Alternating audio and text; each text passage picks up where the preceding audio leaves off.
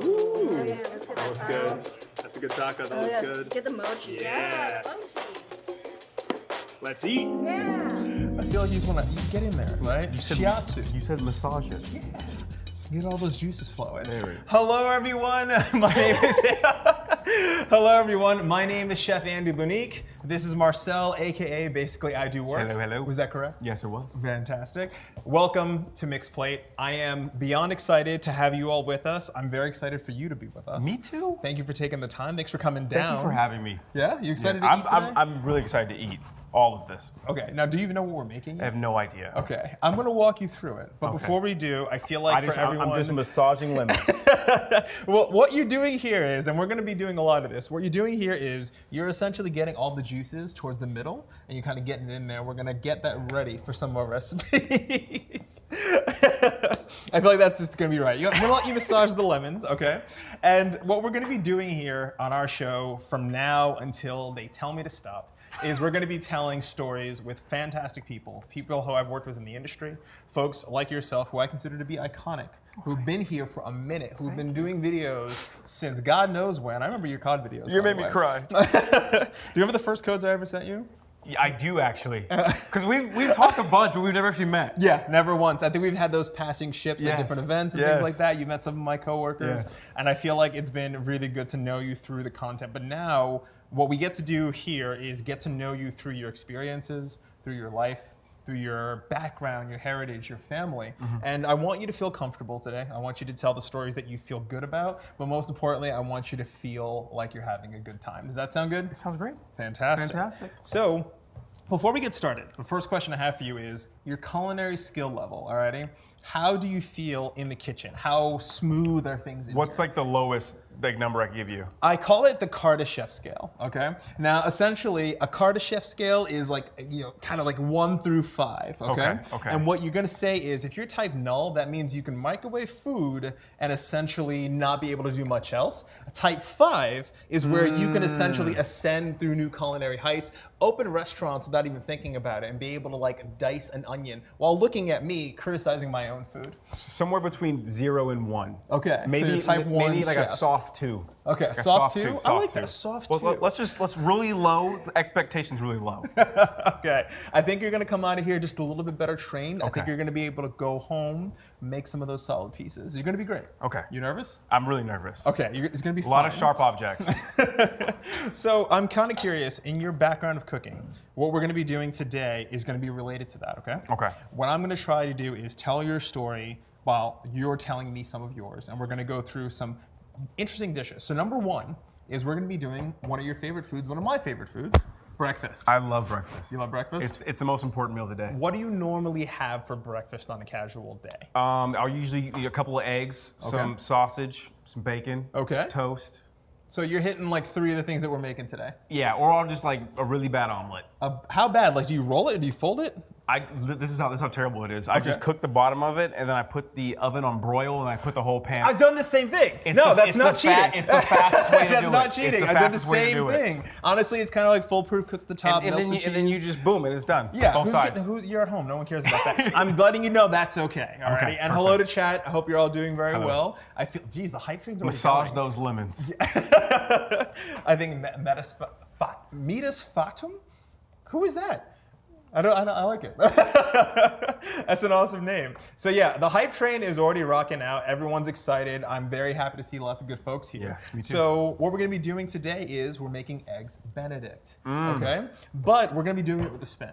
Now, you and I have been speaking for a while, but we also spoke today, and I've learned that through your background, one particular food that is a little bit reminiscent of your childhood, as well as some of the harder times before you really made it, was a bologna sandwich. Yes. Fried bologna fried sandwich. bologna sandwich, balloon and everything. Okay, so what we've done is, I'm essentially gonna be taking, instead of your base for Canadian bacon, we're doing fried bologna. Okay. Alrighty, we got this from a nice little butcher that was close by. It tastes better than your... I don't think I've ever seen bologna like that thick before. Are you serious? You never seen it this thick? No, it's always super thin. Now, if you want to, you can double stack it, you know. Oh, wow. Yeah. Okay. This is your, I'm here, but you're here. Okay, You know what I'm saying? Like okay. these are your rules. Elevated. So it feels like we're gonna be making a fried bologna eggs Benedict with another twist. We're gonna be making a Creole hollandaise. So what we're gonna be doing is we're gonna take this as an indication of how you came from different sides of the country is what I would consider it. Okay. Now I know that your family comes from 2 different parts. Where's your mother from? My mother is from Washington. I think she grew up in Texas a little bit, but her father, my grandfather is from Louisiana. Oh, He's very okay. Creole, so Okay. he talks like I was out now.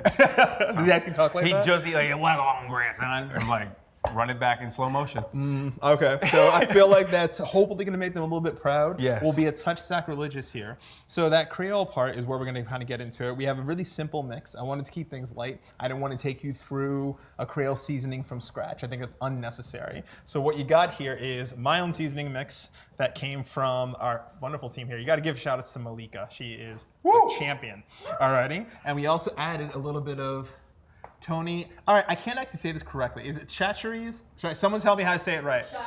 Chacherie. Okay, this feels like it's from New Orleans, but this is actually the biggest hack. It kind of like takes most of these. You live by this. You were hyping this up. Yo, you're taking a can home today. Okay. Alrighty, and we actually have one to give away later on. But I feel like honestly, when it comes down to seasonings, there are people who spend millions of dollars of research. They do lots of things. It smells really good.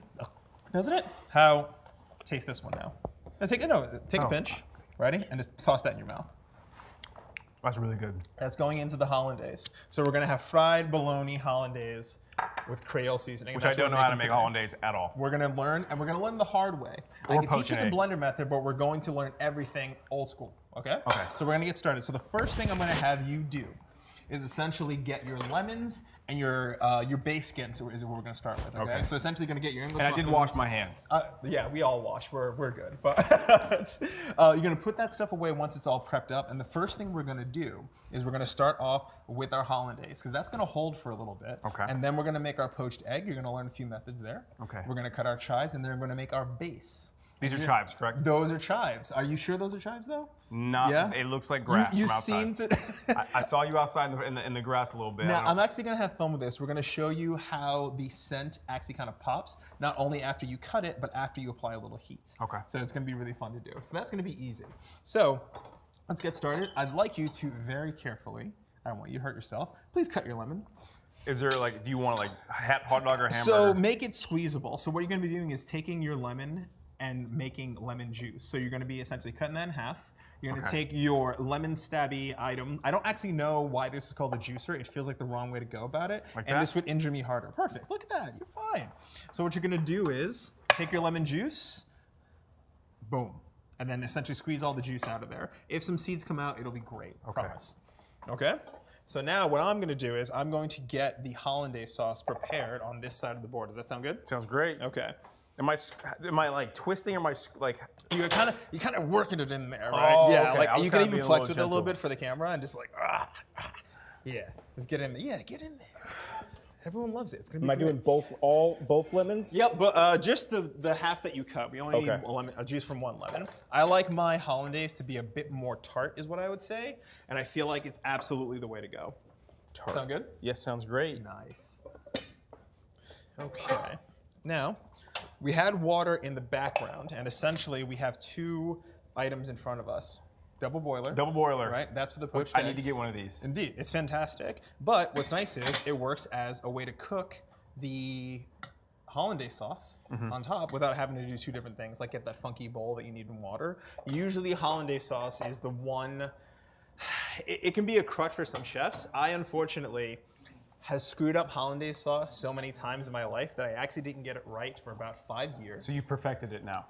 Yeah, that's the word I'll use. I'm going to be judging you Perfected. very harshly. I think you should. To be honest, I actually didn't get it right until minutes before a food reviewer was coming to the restaurant. I was working at a place in Rhode Island, and I literally didn't have an opportunity to practice anymore. It was either make or break. She was a food reviewer. I made it right then and there. Under pressure. Insane. I can't believe I landed it, and we ended up dating for a while, but we're not going to talk about that today. So what we're going to talk about next is we're going to get we have our lemon juice ready to go. Yes, I got it right here. So now hollandaise is, do you know what's in hollandaise?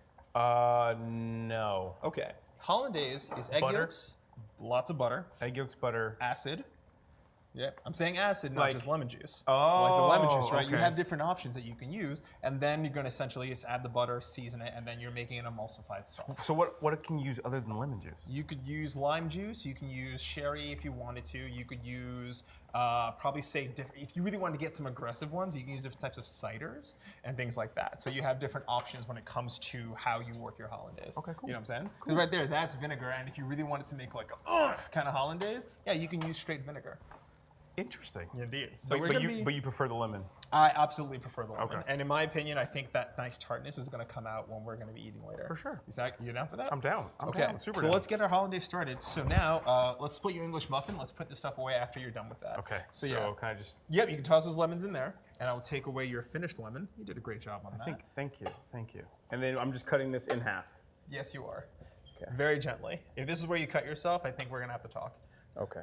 Wait, there's lemon juice on the knife. It's going to be fine. Okay. Though I will say, if you're ever cooking and you have lemon juice on your blade, I would be very careful to make sure it's wiped as soon as possible. Here's why. Why is that? Acid on types of certain metal will start to rust immediately. This is where the nerves come in. Is it where it gets How awkward? do you go from that side without cutting your finger? Like, do you So- switch hands? But that's Usually what some folks do is they'll caress it and come down at the top and then kind of bring it in there. I like how you use the word caress. Yeah, Gotta it's be like you want to gentle do with it that way, but you could also just kind of like keep the going. full palm. Yeah, because The if you full use palm. if you use a serrated blade, you just are to that's go not straight working, through. that's not But yeah, working. go in. Yeah, to go forward with it. You're doing great. I promise you're doing great. Don't blush. Okay, we split the English muffin. Look at that. See, I think you're doing fine. So you're like higher this, than a one. they just that's where I'm at. That's Okay. that's my level right there. We struggle with cutting bread. Oh, I So, think the English muffin is what's the word I want to use? it's resilient, you know? Yeah, resilient.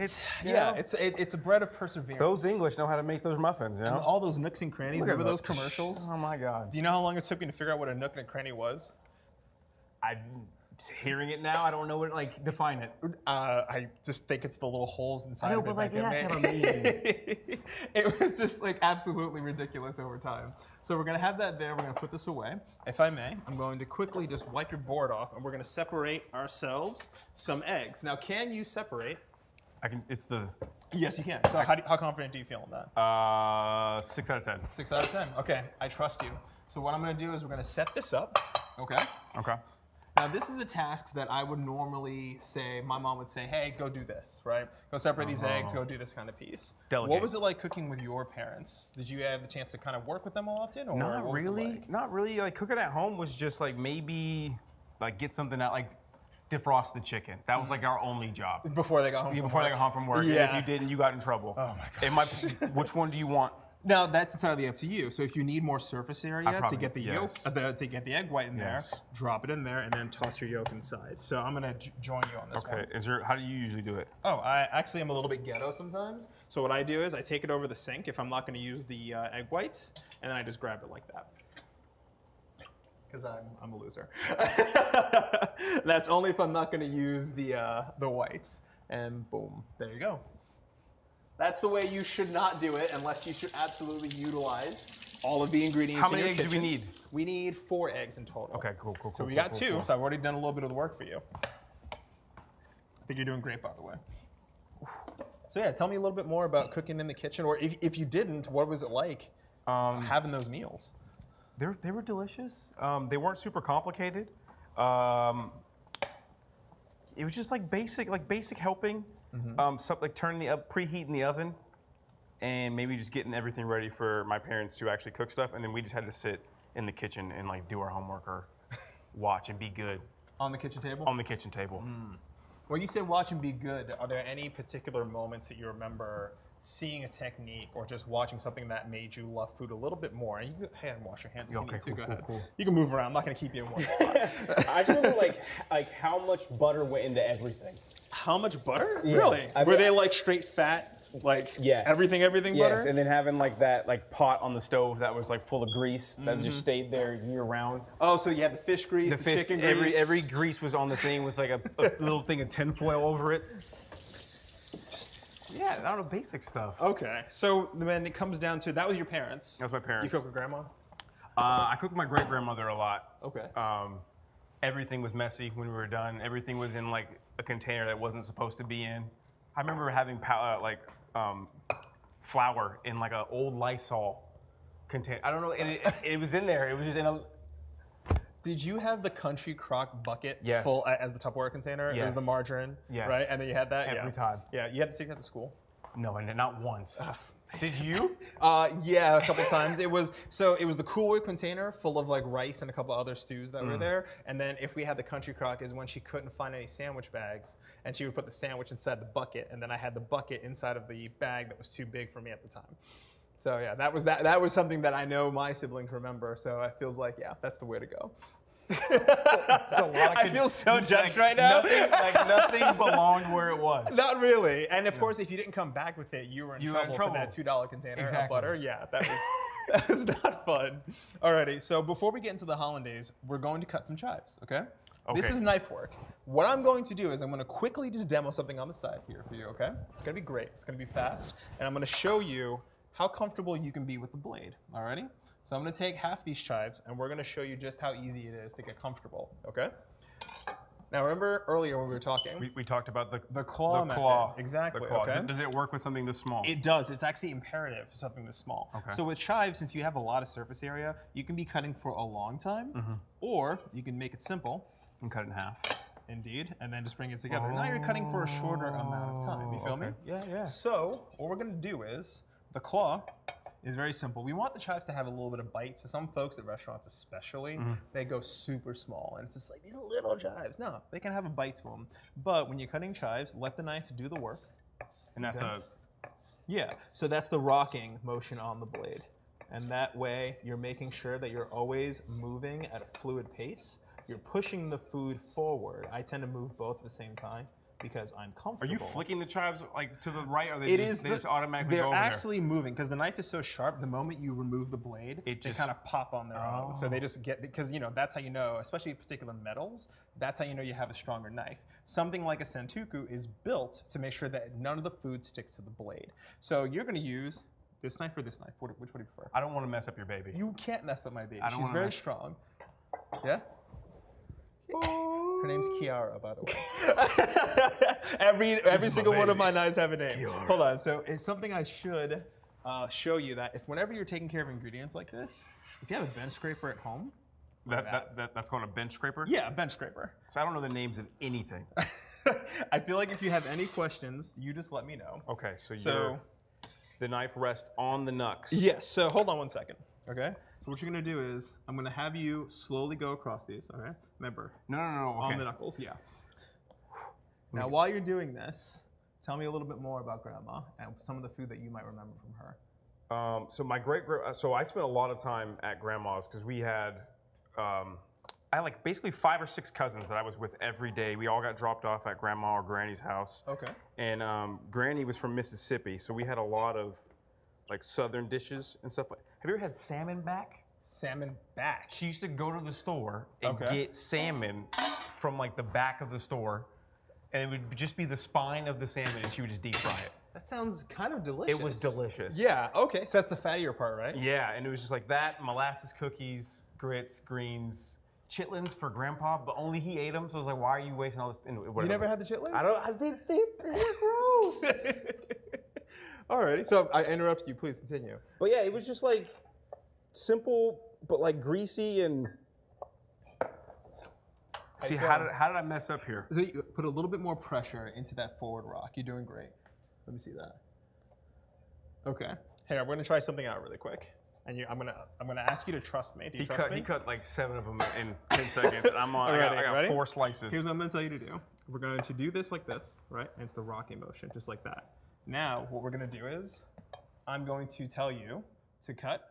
I'm gonna put my fingers here.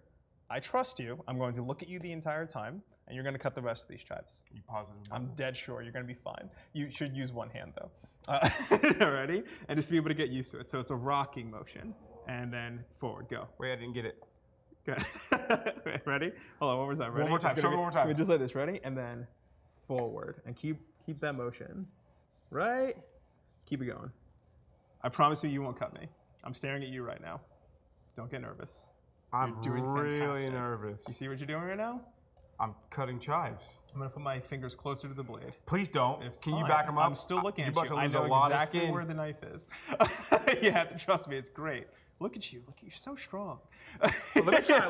Well, hold on. Okay, see, now you're gonna get that real quick chop. You got that? Okay. Yeah. Got. See, I'm you're coming doing for your fine. job. I think by the end of this, you're gonna be fine. Trust me. Honestly, the reason why we chose chives is because one, it kind of dictates how sharp your And knife you never actually scrape is. the ingredients with your knife. Never That's like. scrape with the sharp side of your knife. It's actually more than okay to It's bring okay. the back of the knife I in. thought it was just like the entire thing itself. Don't ever do it. No, honestly, it all depends on your comfort level, but I move quick enough to be able to flip my knife over, scrape, and come Okay, back. like a So samurai you're in with good that bad shape. boy. Indeed. So I'm gonna move these out of the way. Let's put these chives in your bowl. And we don't need the egg whites. Not right now. Okay. I don't think it's as necessary, so we're gonna move those off to the side. And then what I've done is I've prepared the first stage of the hollandaise. I like to get these yolks cooked right now so we can start adding the butter. Gotcha. How long So- does it usually take to make hollandaise sauce? Depends on how bad you want to screw up. Honestly, it shouldn't take more than 5 to 6 minutes. Okay. However, the way we did this is we decided to use melted whole butter. If you're using clarified butter, it actually goes a bit faster, but since we have milk solids I don't know the difference between clarified and and whole butter. Well, I don't know, what's the difference? So with whole butter, essentially when you have the butter melted, you see the milk solids that are still there. If you clarify butter, you've now scraped off all the milk solids and it becomes as clear as oil. So you have this nice, rich, toasty butter, but Okay. essentially you have the exact same ingredients. So we're Fun still going fact. to use that. We don't Fun need to get fact. so fancy because, as you know, we're trying to keep it simple. and that's this right here. Yeah. So are you ready? Okay, let's go. What I'm doing here now is essentially, Breaking up the yolk. yep, and then essentially whisking it. Okay. This double boiler is so hot that you want to be careful with how often it stays over the burner. But over time, the egg yolks cook, and essentially it becomes the base of the sauce. Then over time, we're gonna start adding the butter, and it becomes that hollandaise that you see in at restaurants. Okay. Except that a lot of restaurants, they make hollandaise with powder mix. Depending on what restaurant you go to. Shots fired. I have no shame. The truth is, it just makes things a bit easier. There's ways to make large batches of hollandaise, but it all depends on what you're trying to do. Now, my question to you is, how comfortable do you feel about trying this out? Because this could turn into scrambled eggs very quickly. Then 0. 0? You don't want to try this out? I think just observing is enough. Okay. So what I'll ask you is, would you be my helper and Yes. essentially add the melted butter? Yes. And I'd say if you want to use a spoon, go right ahead. But if you want to dump it little by little, you can do it. Oh, actually, there's a spoon right behind me in this drawer. Okay. Yeah, you're good to go. How big of a spoon are we talking? You want a ladle? Cereal spoon. See, that's a thing. That's a thing though, because so I eat cereal out of a spoon this big, but then other people use these tiny spoons, and I don't get it. Who would use that to make Exactly. cereal? That's Exactly. So weird. Big bowl, big spoon. Is there a joke in there somewhere? No. Okay. Okay. Alrighty. So I'm gonna say go every time I want you to add a little bit of hollandaise, a little bit of butter. Okay. But while you're adding it, every time you add a little bit of butter, I want you to tell me one of your favorite foods. Oh. Go. Croque monsieur or madame, because I don't mind. You don't mind the egg on top? I don't mind which one. Okay, I dig that. I dig that. Okay. Next one. Alfredo. Chicken or just pasta? Doesn't matter. You just like the sauce. I like the sauce. Not bad. Okay, I'll dig that. Because sometimes just bacon in an Alfredo is delicious. Have you ever made it before? No. Never. Apparently it's not Italian. I didn't know that. Go to Italy and ask for chicken Alfredo, And and they'll you'll kill get you, looks. right? And they'll kill you. They'll kill you for other reasons, but okay. Next one. Also, there's that. Yeah, there's those milk solids I was telling you about, which is you. okay. And honestly, most folks start to get a little bit complainy when it comes to hollandaise. It's fine. It's fine. Because I'm controlling the heat right now. Notice I'm going in and out. This is an understanding that I can kind of tell how hot certain pans get. And this one will conduct heat so incredibly quickly that I can just kind of feel it out. Over time, see the thickness and the ribbons? I'm just gonna put that in front of the camera there. Those ribbons is gonna be your indicator about where your sauce is. How often have you blamed the pan? I don't know what you mean. I blame the bowl because when you're using metal versus glass, the heat is being conducted in so many different ways. Go ahead and add it. That it all depends on what you're doing. Cheeseburgers. Cheeseburgers. All right. Big question. a 8-ounce royal burger. burgers or the smash burgers? 8 ounce. Really? 8 ounce all day. Okay. Okay. I'm not a big smash burger guy. I feel that. Now I'm gonna throw us a little bit of a twist at you. Childhood foods, go. Am I adding? Yeah, add, yeah. Let me tell you, Childhood it's foods, gonna go a little faster now. Grits, I only have grits when I go home to my parents' house. Okay. So when you're talking about going to your parents' house, where are you talking about? My dad. Okay. My dad is the only person that I've let make grits. He's the only person that makes Well, grits? grandma and granny, you know, rest in peace. But I'm sorry to hear that. it's all good. Add? More More childhood foods. It's gonna get faster. Eggos. Eggos. I will eat a whole box of Eggos. Like, we're talking like Stranger Things Eggos. Like, yes. Okay. We had a freezer in the garage and it was full of Eggos, and I would just eat frozen waffles all the time. Did you make them into a sandwich at least? Nope. Okay, that's right. Not that Makes creative. sense. Get a go.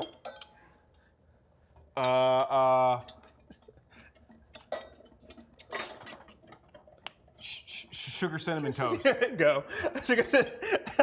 Okay. Raisin bran? Go. What? I love me some raisin bran. You need to make sense of that. No, oh gosh, I have so many other questions for you, but why raisin bran? Because it's what grandma had. Really? And we'd pick at all the raisins and eat the raisins after you done eating the rest. Do you remember the California raisins? Yes. Do you remember the dancing jazz raisins? Yes. They gave me nightmares as a kid. Go. Vanilla wafers.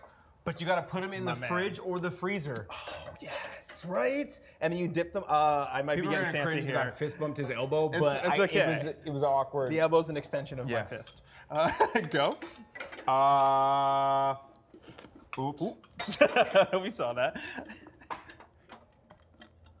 I don't even know. Don't even know. Okay, I will now switch the question for you after one more dump. Go. Pop it in there, pop it in there, pop it in there. Nothing? I don't know. Okay, so I would ask this question then. How about your dad's favorite foods? What do you think he loves more than anything else?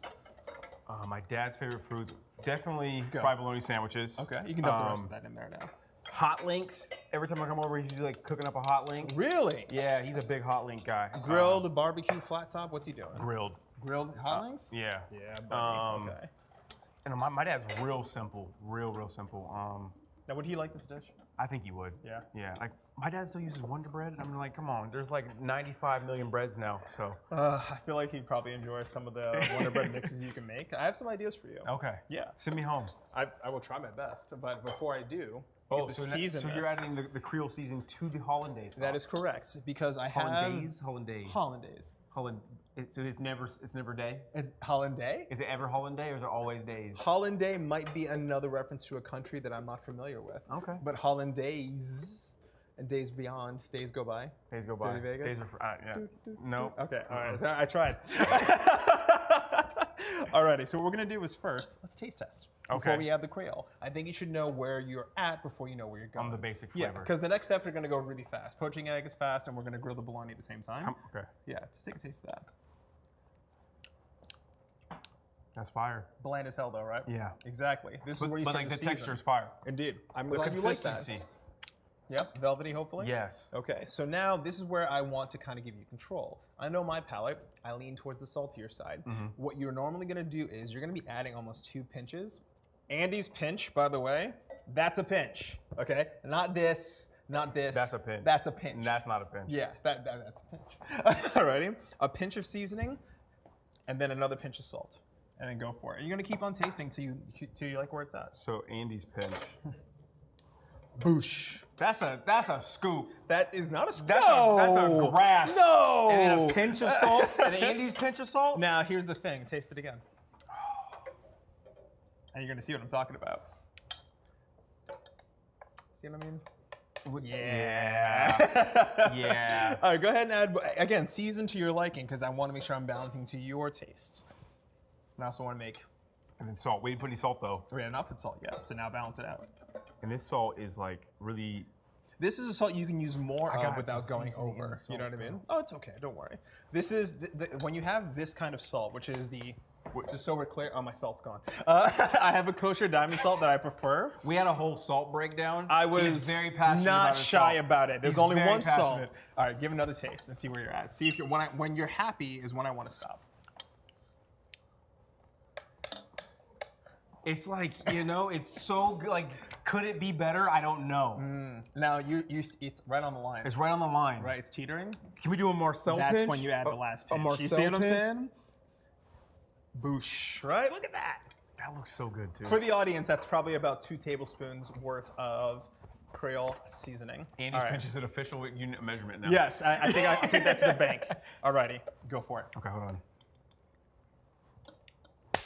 Is that right? That's it right there. Is that right? Yeah, that's it. There it is. Do you have like a catchphrase where you're like, when you nail it, you're like, that's it? I don't know, but I now give chat There it permission to is. give me a catchphrase. I usually say put it in your mouth, but I don't think that's actually quite right. You know. So we're gonna work that out.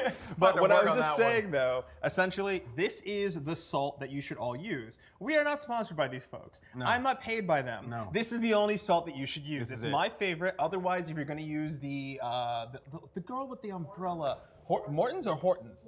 That's which one's Dr. Seuss? Horton, here's a Okay, so Morton salt. Essentially, if you use Morton salt, I use that for boiling water, and Okay. essentially I use it for that kind of reason. So we're in good shape. Gotcha. So I'm going to take the salt away. I need a container to put the rest of this hollandaise in. We're done with the hollandaise. You mean- Oh no! I think they have a container for it. Is it like a actually. specific container? Yeah, I'm just gonna put it away in there. Alrighty. So And I'm going to quickly allow you to just scrape it all in there. So very carefully. You explained, we touched on how hard it is to get this without getting scrambled eggs. That Is is there correct. a time limit to how fast you have to consume this I would before say it gets weird? if your hollandaise is what I call shelf stable or plate stable, it'll last up to an hour at a properly regulated heat. If it okay. gets too hot or too cold, it separates. There are ways to bring it back from the brink using water or using heat. So unless it's fully scrambled eggs, it might be gone. But there are certain ways that you can actually make hollandaise whole again if it ever separates. Okay. So you got options. Now the one thing I like about the double boiler is we had the heat source from the very top here, and now we have our water ready for the eggs. Yep, you can put that right over there. I should take that. Thank you so Ooh, much. careful. Yep, so we have our water, bam, ready to go. Don't have to think about it, which is why you Did you need put one. salt in here already? I was actually about to let you do that. Your pinch? An Andy pinch, An yeah. Andy pinch. Yeah, you do that way. Lubu, good to see you, boss. So yeah, I feel like that is the way we're gonna go. We're gonna go with Yes, we had a whole argument. Himalayan salt is not from the Himalayas. It's on the bottom, the foothills. okay. Moving on, anyways. We're not gonna get into that. I have beef with certain salts. That doesn't sound weird. Alrighty, let's get our eggs poaching. Alrighty. Okay. So the first step we're gonna take is The eggs we're will gonna poach give you. yourself. You're gonna zip a container that's safe. Okay. I can normally take a container, put my finger in there, and not feel a thing. There's nothing left here anymore. I'm not gonna ask you to do Is that. that like a frostbite thing? What's going on there? It's kind of like over the years of heat, burns. You just lost the nerve in It's it. all gone. Okay. Yeah. I think feel Malik it. is in the same boat where she could hit me really hard and not feeling anything. So yeah. I can do that like dry ice. I can hold dry ice for a You while. got dry ice? Yeah, my dad was an ice cream man. So I mean, we you used to- got like good, strong fingers. Thank you. Now, I'd like to hear a little bit more about that because you said your dad was an ice cream man. Yeah, so growing up, my dad had 8 ice cream trucks. He had a fleet. So we used to 8 like ice cream trucks. Yeah, like boom, boom, boom. We used to load them up with ice cream. And, You were the most popular kid in school. Oh, right? I used to get like the first day of school. I used to get dropped off in the ice cream truck, and with your new school shoes and stuff. And be like, "What's up?" Yeah, that's my dad. So he had a fleet of trucks. Yes. What was that like for you, knowing that he was one of the, I guess you'd say, proctors of your childhood, of many childhoods? It was cool, but it was also annoying because I looked just like my dad. So people would be like, "Oh, you're the ice cream man's son." I'm like, "Yeah," but like all the time. But it was cool. Wait, you said all the time. Like, how old were you when that kind of really started? Kindergarten, first grade. Really? And it happened like last year. I hadn't been home in like 5 years, and I walked into like a Walmart, and a lady was like, "Are you Eddie's son?" I'm like, "Come on." So you said he had. Does he still have that fleet now? He has a couple. We sold a couple of them, but he's still out there selling ice cream. Okay. I think that's pretty fascinating to hear that. Yeah. I kind of want to ask you a follow-up if it's okay. Go ahead. So when he decided to kind of like open that up, was that at a younger age? Was it before you were born? It was really, really, really young. I think it was sometime after he had graduated college. I was probably like 6, 7, 8 when he started. He had one ice cream truck, and then it just slowly grew over time. Really? Yeah. Okay. So you're from, I guess it's To safe to say, to Compton is what it's called. Tacoma, Washington. Tacoma. That is an area that I didn't get the chance to frequent, but you know Seattle very well. Yes, I live there right now. I'd like to know a little bit more about the experience of you being out in Seattle as a younger person versus now. because I wonder how much has actually changed in that area. Because you're saying Tecumseh. That means there's history there. That means there's certain histories that only you and I understand there. So I'm wondering, where does that come from? Tell me more about that. I mean, like Tacoma has like its like own little like, you know, vibe to it, and also they used to dump a lot of poisonous stuff into the sound there, so it has an aroma. Poisonous stuff. Like they used, like it was like a smokestack like fell over, and they used to like melt stuff back in the day. Okay. When there wasn't like the laws for people's safeties. And they just left it there. Yeah, so it's like they like capped it, like put cement over it. So every once in a while, when you drive south, you'll hit a certain point of Tacoma where it just smells terrible, and it's called the aroma of Tacoma. All right, does that sound like the most appetizing thing I've ever heard of? But And it's like it's a true thing. So like I'll drive home and be like, man, Tacoma stinks today, but it's not all the time because it's a massive port, so you never know. But you know, Tacoma's like not Seattle. It's very, very opposite. So how many of your friends are still back there? probably a decent chunk, half maybe. They still doing the same things? Most of them are, yeah. Really? Yeah, I've realized that Tacoma's kind of a depressing place to live. But Is it? I love it to death. I love everybody back in Tacoma. Anybody who's back there right now who might be watching, what would you say to them if you could? Get out, run. I'm kidding, no. What's up? How you guys doing? I am curious, you know, you had childhood friends, you know, probably coming up, you've been around for a little bit. When you say something like that and you start to meet people from around the industry who, naturally, we actually had the chat move a little bit, but people knew what you were talking about. How awkward is it to run into somebody who you never run into one time in your life, you don't know them, don't know their family, and they know every single thing about the details right down to your neighborhood? Have you ever run into that before? Yeah, it happens a lot, especially because like living in Washington, you have to do like this weird conversation where you're like, where are you from? And you're like, oh, I'm from Seattle. And like, oh, I lived in Puyallup, and you're like, which is a weird place to live, but anyway. Puyallup. Puyallup. Okay. And then you're like, oh, I'm actually from Tacoma. And they're like, oh, yeah. So it's like, I'm from Washington, D.C., Seattle. I'm from Puyallup. Oh, I'm from Tacoma. So it's like, that's how it works. So that trajectory starts getting zoned in, right? It's not super big, too. So you're like, yeah, I grew up right here. And then like, oh, that's right next to the blah, blah, blah. So, okay. So now that you have I did get a key to the city. Shout out to the mayor. She Excuse gave me a key me? to the city. Yes. Okay, I have the key to the city of Tacoma. I'm stopping all questioning. I need to understand more about that right now. So I have a nonprofit foundation, and we go into Boys and Girls Clubs and we bring in like video gaming equipment, and we teach the kids how to navigate like the online world and like, you know, bully prevention, character building, all that cool stuff. And the mayor was like, you guys are doing dope stuff, and she gave me a key to the city. That's phenomenal. When did that happen? Right before COVID, actually. Really? So this is a fully poached egg right There's here. a fully poached egg. Got a bit of the poke. I'm going to show you in a second here. I just figured I just want to kind of run that story out. Yeah. How do your fingers feel? I mean, they're fine. Give it a poke right there. Okay. You see that? Yes. Still runny enough, but Yes. just good enough to be able to carry over. So I'd like to hear a little bit more. What got you into creating a foundation like that? Something like that impacts so many folks, and I feel like that matters a whole lot more than most of the things that you've done. What do you think? So growing up, my family, we used to do something similar for another company, and my mom was the showrunner. Okay. And I got to a point in my career where I was like, it sucks that my mom's doing all this cool work, but it's like not her baby. So I hired my mom full time, and now she runs my nonprofit. Your mom runs your... Yeah, so it's like she gets to do what she's always been doing and wanting to do in the community, but it's under her and it's under our family as opposed to, you know, like a church or a school or anything like that. That is so gratifying to hear that. I mean, being able to have a family business that started off from the back of your other business, it feels like you probably get to work with her in a way that you didn't expect.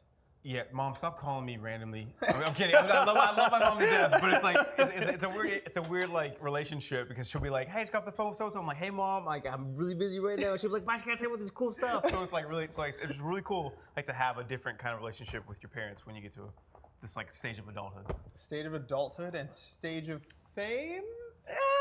Yeah, teetering on that. My mom thinks I'm famous. Yeah, So. I think you're famous. Oh, I thank think you. most of the folks here think you're famous. Thank you. But I feel like, as you mentioned recently, there's something really difficult about being tall, dark, handsome, and rich. I mean, I feel like that was something that most respectable individuals can really relate to.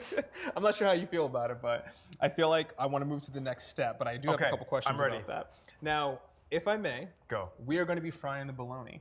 However, you remember what we were talking about bologna. What happens when you fry it? When you fry bologna, it goes fwa, and that usually means you should flip it. Okay. But you were like, we're gonna make it look better. there is a way to get around the blah, as you mentioned, okay? And I didn't know this. I thought you just stabbed it when it pwa. You could do it that way, but we're going to be a little bit bougier with it, and we're going to do what I call score ahead of time, right? Okay. That means make an X across the top. So I'm going to have this egg moved away, if I may. And then what we're going to do is you're going to take your bologna. How deep of a cut am I making in this bad boy? What you're going to do is you're going to go right through. So if I may, I'm going to make a do one. do one. And then essentially it's going to be from the top, and then X marks the spot. Does it always have to be an X? Or did you put your own design, put your own little If you want to put like a Z in there, like Zordon What status. about a smiley face? Zoltan. A smiley face, I would probably say, yeah, you can do that too. That's not in the center, but I think I went through. You were just fine, yeah. No, And I that's didn't. I didn't go through. You didn't go all the way through? Yeah, push in there. All of them? I would say I'm going to let you make that decision because Just in case. How Just much in meat do case. you want on your? You on your never hog? know. I might, you might take a bite and be like, this needs another one. That happens. I'm That not going- happens. Can I Cali that? Yes. Another one. That's one of my favorite things to say. We're gonna do all of them. You're gonna do all. Okay. Because this is something that I'm good at, cutting something like just an X, Super simple I task. think you nailed that. Thank you. So what we're gonna do is we're gonna fry it in butter, as you mentioned earlier.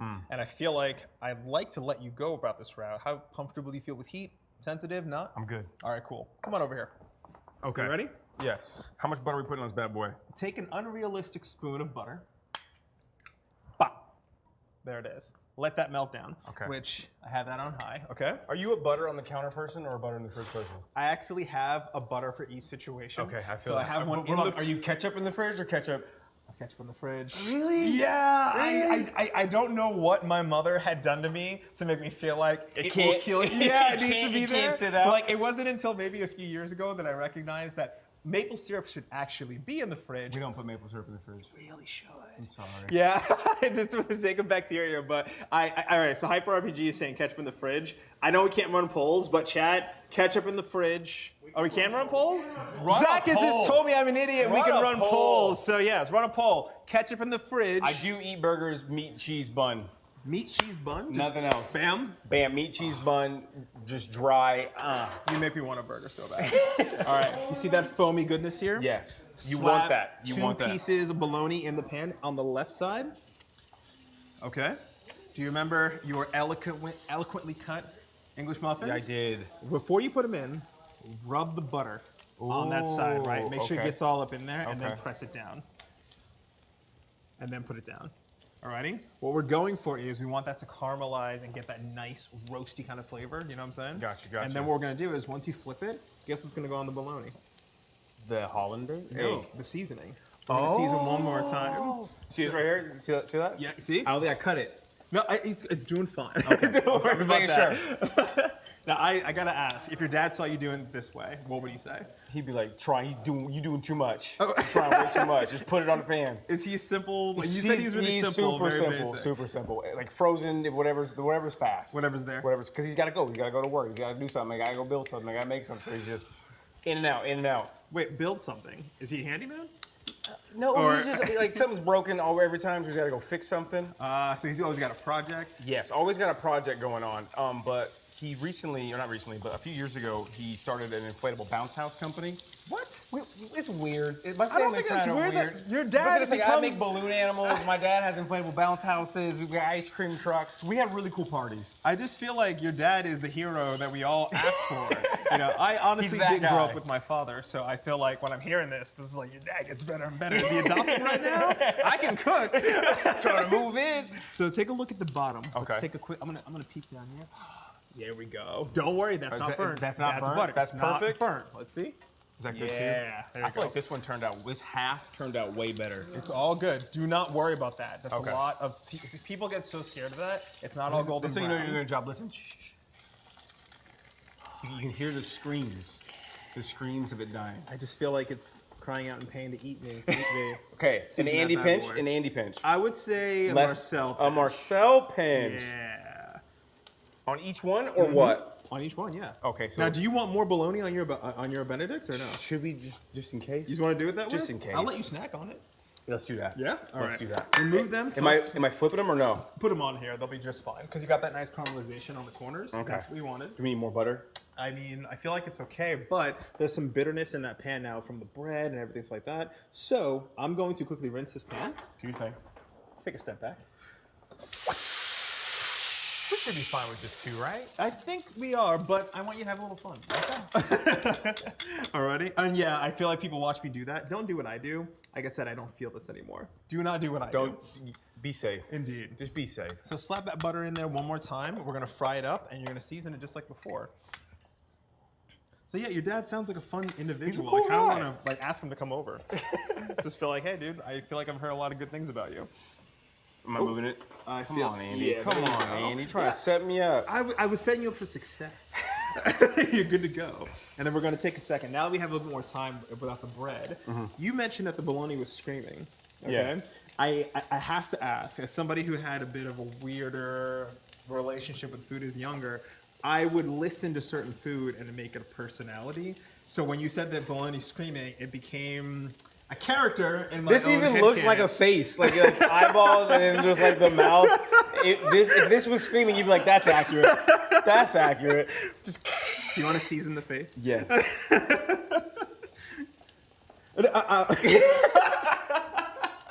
I wasn't expecting that. How's he doing? Are we gonna name our bologna face? Chat name it. Name the bologna face? Did it weird you out that I had a name for all my knives? No, Not at all? no. You promise? I have a name for like certain keyboards. For your actual like Yeah, work keyboards? Yeah, because I got like my keyboard, you know, like with the number pad. Then I got the small one. So it's Okay. like, you know, sometimes you gotta bring out Brittany. You know what I'm saying? She's a little small one. She's pink. You know what I'm saying? And then you just turn it sideways, crank a couple 90s. You know what I mean? All right, real quick question then. This is gaming related. Okay. Mechanical? Yes. Short or long? It depends what I'm playing. Mouse pad. Extra. Oh, my mouse pad covers my entire It's dash. stupid? Okay. It covers the entire dash. Alrighty, settle the debate. What's best? Oh, come on over. Settle the debate. What's best? I guess it's everybody's like own comfort level. Like I'm a big elbow. Like I use my entire arm to use my mouse. But you're an artist. Yeah, a little Aren't bit. you? Yes, Yeah. a little bit. Okay. So some people like, Yeah? if you don't need it, don't need it.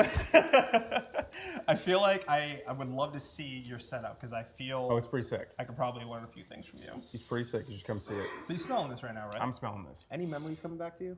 Yeah, just getting yelled at because I didn't finish my homework in time so in the morning, or like let me check it real quick and being in trouble because I didn't triple check it before I let him check it. Stuff like that. So was he the dad that signed the homework every night?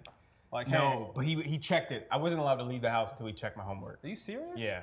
And there was like a small window because he was selling ice cream, so he'd come home and he'd be like, "You didn't finish? Okay, now you can't go outside at all because I gotta go." Okay, I won't lie. I'm a dad now. If you asked me this 5 years ago, I'd be like, your dad's great. Now I'm like a little bit envious of your childhood because I didn't really have that kind of like. I had a lot of autonomy. It was Yes. like you ride or die on your own, and if you didn't do it, that's on you. And she made sure you understood that. So to have somebody who had your back that way, I'm not upset about it. Yeah. So he checked every piece of homework Really? before I went to school. How were your grades? Up until high school, I got straight A's, and then high school I kind of took a little dive. Okay. And what year was that in high school you took that dive?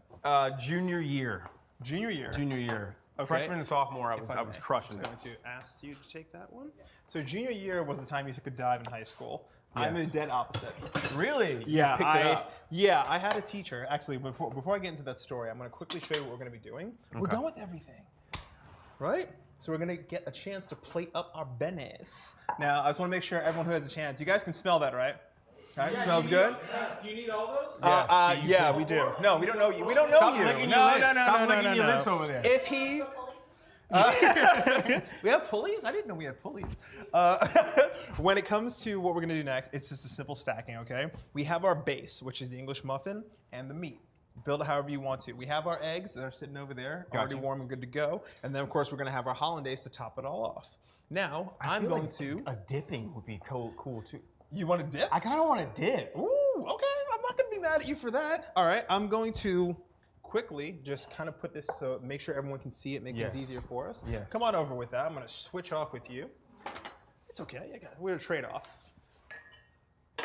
This is fab. Fab is fabulous. Fab is fabulous. Alrighty.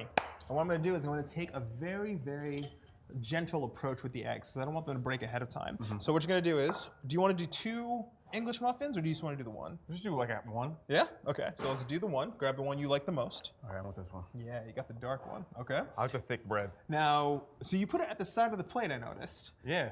Why is that? I don't. Cause I'm usually like, you know what I'm saying? Like, let me get like, So let me get one of these real quick, and then you put in, and then you had room for chives, sides. and then I come back and I create this. You know what I'm saying? You create the sandwich. So you had a deconstructed eggs Benedict. Everything is always deconstructed. Like, yeah, let me get. The way you came down with the picnic line with the mac and cheese. Let me get a scoop. Let me get a scoop of that. It's like a buffet style. Because like, you made me realize how much I've forgotten. Because I was like, I'm gonna center it. I'm gonna plate it. No, I do that right for here. my daughter's food. Like she'll have her cheese sticks and her apples, and I will plate all of that, and I've ruined her forever. You know, you can't. You gotta put it on something right here. You gotta leave room. I'm not gonna argue with you. I'm not. No, you now get to own that already. So let's slap the bologna. How much you want to put on there? I just put one. Go for it. Okay, we're just gonna grab this one. Yep. Okay. I feel like I want it like that. And it's gonna press down, right? Yeah. Exactly. Yeah. Now I'm gonna pick which egg do you like? It doesn't matter. Okay. They both look I'm gonna delicious. gently place this egg here, and then it's just gonna be right on top. I'm gonna depress it a little bit and Got just make you. sure it slides in. Doesn't go anywhere. And now, last two pieces, I'm going to use one more spoon. Okay. Cereal with the spoon. hollandaise- This is an actual cereal spoon. Cereal spoon. This is what you eat cereal out of. Our spoon is going to essentially stir this up a little bit, right? Okay. Now we know we didn't screw up our hollandaise because it didn't separate. Oh, okay. Now What does it look it's- like when it separates? Is it just It not looks good? like fat and ugly like and oil not on top nice kind and of things a like little that. Yeah, it's not great. So what we're gonna do here is, what happens is the heat kind of melts down a little bit more, so it's okay to be thicker. So what you're gonna do is you're gonna take a big heaping teaspoon, this is entirely up to you, Got you. and place it across. And just place that right on top. This is always a preference thing, but it's entirely up to you. Okay. Does it need to look cool? You want, for the gram, right? Yeah. I don't know why they say food is suggestive. I don't think it was. Bruh. Now, do you want to put more? Oh, yeah, I do, Yeah, actually. keep going for it. This is your dish. Please go right ahead. I used to say across Okay. up until like last year Indeed. when Jordan Fisher yelled at me and said, "That's not how you say that word." And Are I you was- serious? And I was like, "What do you mean?" He's like, "It's across." SS across. Yeah, He yelled at you for that? I was like across. So I made it worse, but it looks delicious. I think it still looks delicious. Let's finish this up right here. with some okay. Some chives, finish it all up. And folks, we are all done with our first dish. Woo!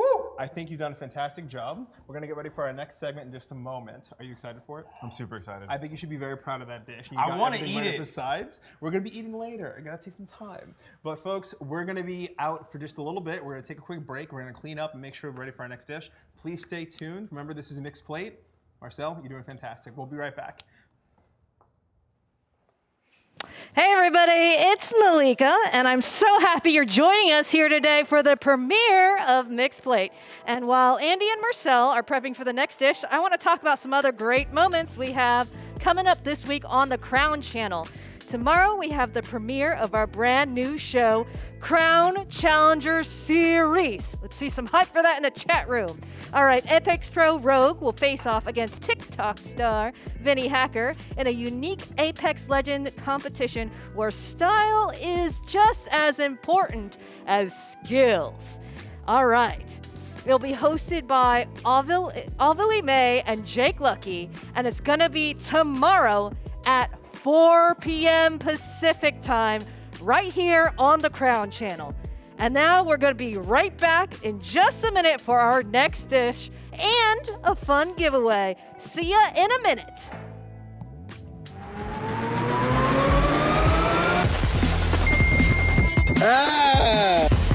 Nice! Let's go! Let's go! Bye-bye. Am I live? Can people see this? Man, what a day, what a day. Behind me! This is different. I don't need to see. Yeah, you guys aren't ready for what you're about to see.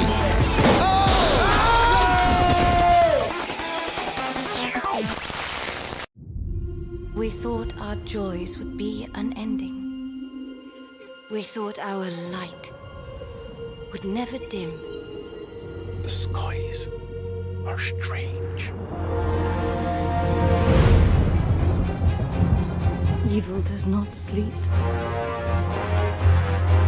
It waits. Have you heard of him, lad? Have you heard of Sauron?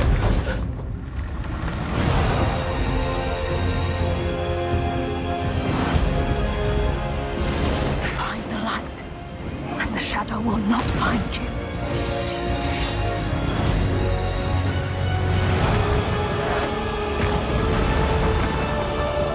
Each of us must decide who we shall be.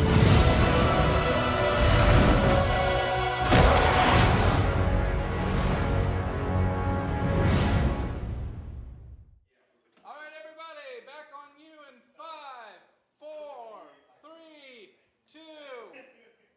Hello, everyone. Welcome back to Mixed Plate. I'm here with Marcel. My name is Chef Andy. And essentially what we're going to be doing here is our next segment, which is related to something that I know you're uncomfortable with. Yes. But we're going to make you a little bit more You're comfortable. gonna change my viewpoint. I'm going to change your life. Okay. All right, it's going to be great. So what we're going to be doing is we're going to be using asparagus as a way to slowly introduce you into eating your vegetables again. Because we have talked a lot about lots of foods, but you have not mentioned a single vegetable this entire time. And I want to make sure that we slowly, what's the word I want to use? Massage you into a better life. And over time, you'll be a little more comfortable eating your veggies. Does that sound good? Yes. Okay, it's going to be wonderful. I've just been burned too many times by terrible vegetables. By mushy, frozen. just like frozen, just like you buy, it doesn't come apart. Did your family make it out of the can? There was, I don't think we ever had a fresh vegetable ever. Gosh, okay, this is a good base because I didn't want to start with broccoli or something too fibrous. I wanted something to be like, hey, eat it and it's done with. But we Gotcha. have good sauces to go along with it. Does it make your pee smell weird? It does, but only to about 70% of the population. The other 30% can't actually smell it. Did not know that. Indeed, it's actually weird. Look that up. If you want to fact check me on that. So with asparagus, we're going to do something very simple. Okay. It's going to be oil, salt, pepper, lemon. Okay? Easy. So what we're going to do is cut off the ends. These ends are normally too fibrous to eat, and they make for a bad bite. So you're going to end up chewing on the asparagus for long periods of time. And we don't want that. We don't want that. If you ever get asparagus at a Get 'em outta steakhouse here. or something, is this going to be one of those things where you're just like, I'm not really feeling it? And in some cases, if you want to know where you should cut, you can actually just find the tension and break it. So that's actually an option. You can go this short with asparagus. It's entirely up to you. I'm looking at the bottom, and it's actually just good enough. But if you ever want to make asparagus at home, it is that easy. Wow. You ever tried it before? No, I mean, yeah, I've had it before, but not Well, check it out. not amazing. I promise you, if you don't like this level of asparagus, if you don't like this style, just hit me in the face. It's Okay, gonna be that's fair. beautiful. That's fair. So, one more trick we're gonna learn. Yeah, perfect. Your weapon's ready. I respect you. We're gonna learn one more trick, and it's back to the lemon. Okay? Oh.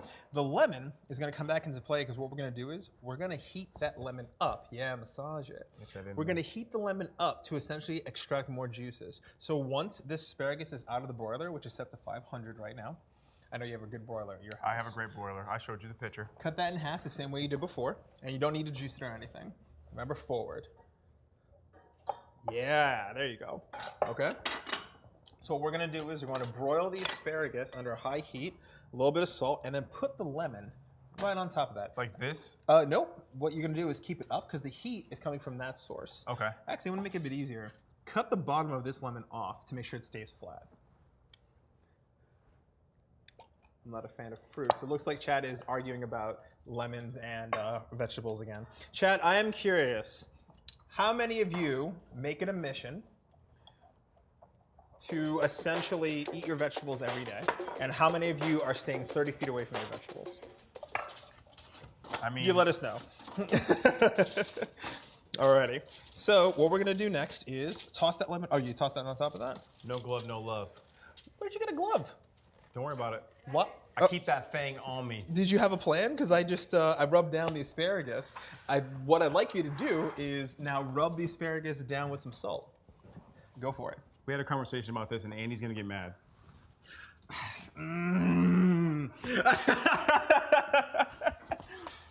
To anyone who loves Salt Bae, know that I don't. I do not. Go ahead. Go one more time. All right, I'm gonna quickly wash my hands. You really couldn't help yourself, could you? I had to do it. I had to do it. Alrighty.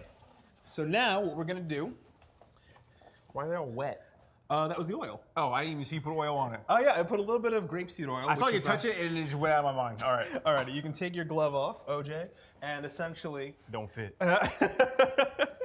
And then once we're ready to go, I want you to do 4. I didn't report in high school. Sorry. Wait. I did the whole trial. It was yeah. Excellent. Okay. AT Crack some class. pepper, because I need to hear this. Were you in, I think, elementary school when they rolled the TV into the actual classroom to hear the results of the trial? Can you believe that they made us watch that whole thing? Like, this is a person who murdered. I just feel like that's not the kind of thing. He didn't murder nobody. Allegedly. I was 9. How old are you? I don't even remember. Oh, Lord. I did a whole report in high school. Alrighty, that is a good amount of pepper. That's actually a good coating because you want to make sure all those flavors are there. So you can stop right there. There's a little part over here. I missed a piece. You couldn't help it, could you? Nope. So right now we're gonna broil the asparagus. As you know, the broiler goes really, really fast. Got you. So we're gonna turn this around. I use it for the omelets. We talked about it. Exactly, which I'm very proud of you, by the way. While that's cooking, by the time it's done, we're gonna be done with our sauce. Okay. So what we're gonna be doing here today is we're going to give you 1 sauce to make. I've already made you 2. And we're going to make those a little bit later. We made the hollandaise sauce together. Yes. Hollandaise goes wonderful with asparagus, so that's one of your sauces. Okay. The second sauce is what we call a miso butter with a little bit of sherry. Okay? The reason I chose that particular dish is essentially because I felt like we had seen some of your background, I've seen some of your interest, and I wanted to kind of get a little bit more appeal for how the foods that you were enjoying were more. So I kind of brought a little bit of Asian influence in there. But we're trying to get you to eat your vegetables right now. So that's our goal. And then finally, we're gonna do something real simple, something your dad would hopefully enjoy, spicy mayo. Okay. Now, have you made this before? I have not. Check it out. I want you to do exactly 1 big squeeze of mayo, 1 big squeeze of sriracha, and this is where you kind of have to make a decision. It's entirely up to you about how hot you want to go, but it's entirely your flavor profile we're aiming for. I'm usually like at a 4 out of 5, and ooh, yeah, you weren't shy about that at all. Tiny What do you risk. usually get your Thai? Like your Thai, how many stars are you doing on that bad boy? What do you mean? Like when they say how many stars do you want your like Thai food? Oh, it's usually out of 10 or is it out of 5? I think it's out of 5. If it's out of 5, I'm usually at a 3.5. I do 4. You do 4? Yeah. Now I look like a jerk. So, all right. I think when it comes down to spice levels, if you feel comfortable, take a taste of that. What do you think? Fire. You like it? Yeah. How much do you like it? A lot. A lot, a lot? Yeah. All right, bet. So now that our second sauce is done, our third sauce is already complete. Aha, caught you. Oh, I'm sorry. Okay. I feel like what we're gonna be doing later is we're gonna be dipping all 3 of those sauces in with your asparagus. This is something that I hope you take home with you because it gives you a little bit more of an opportunity to just break out and try new things, Yes. try new recipes. Expand the palate. Exactly. So you wanna join me at the broiler really quick? Yes. Do you think it's done? You said it would be. I don't know how fast it would be over, but you made that much faster than I thought you were gonna be. I'm very proud of you. I don't think it's done. I don't think it's done? Let's see. Because what you're looking for here is essentially char, and we're not quite there yet. But that'll be done in exactly 4 minutes. Do you trust me? Yes. Yeah, I think you should. 4 minutes. Already? 4 minutes. Indeed. Now, I am kind of curious if you have the opportunity. I'm gonna give you a quick spoon. Taste that miso butter. This is miso butter? Yes, it is. What is that's a lot of butter. Yeah, just takes a little bit of it. What does miso mean? Miso is a fermented bean, and there's literally hundreds of different varieties. Some are actually Wow, local to that's California. really good. You like that? That's really, really good. I'm glad you like that. You We're made gonna this? Yes. I made one version of it. Malika, raise your hand. Yeah. Rate it again. Malika and Bob made that, and they did a fantastic job. That's really good. But if it worked off my recipe, it's great.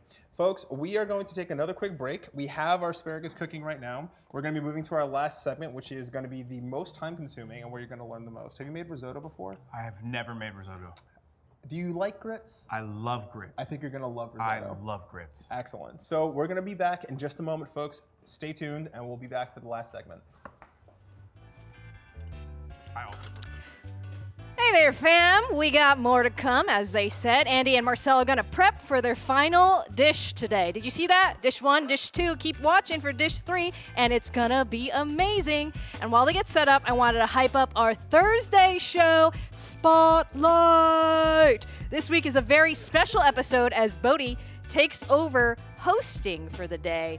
They will be joined by up-and-coming streamers, Oda Block, its will and skill specs and playing some old school RuneScapes. It's going to be this Thursday at 4 p.m. Pacific time, right here on Crown. And when we come back, Andy's going to make the dish that ties all of Marcel's story together. So see ya in a minute.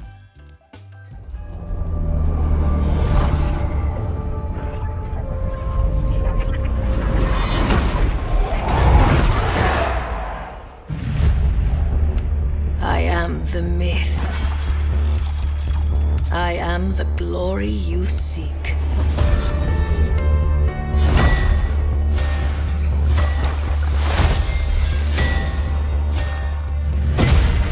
I am the island. And the island is me.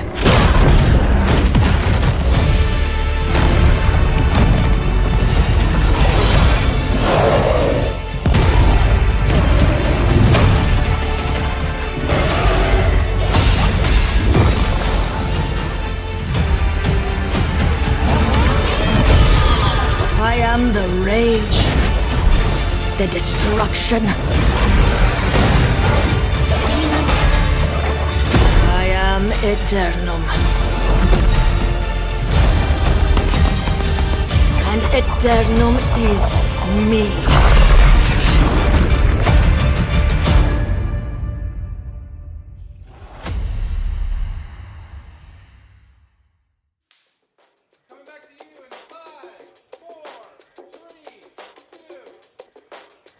Hello, everyone. Welcome back to Mixed Plate. I hope you're having a great time so far. My name is Chef Andy Lunique. We are still here with Marcel, aka Basically I Do Work. Before we left the top of the break, we had some asparagus in the broiler that I know, based on this mental clock that I have, is currently done. So I'm gonna pull that out, but guess what? Before we keep moving, we have a giveaway. And what we're gonna be doing What is... are you giving away? Oh, well, let me tell you, Johnny. I can't, how do you keep it straight? How do you keep it straight? You just gotta... For our very first episode, we have a large enameled cast iron Dutch oven. Ooh. Type in the chat, ! mixed plate, sorry about that. Exclamation mixed plate into the chat. It gives you a chance to win. The folks and the moderators are going to take care of that. I do want folks to win. This is a great set. It works for different sourdoughs, for stews and things like that. It's a great pot. Definitely pick it up if you don't win this one, but we're going to go take a look at this asparagus now. Guess what? It's done. Dang. Yeah, I was timing that You whole don't thing gotta out. flip it or nothing? Nope, you don't have to do a thing. This is actually all complete. Let me take a look really quick. Alrighty.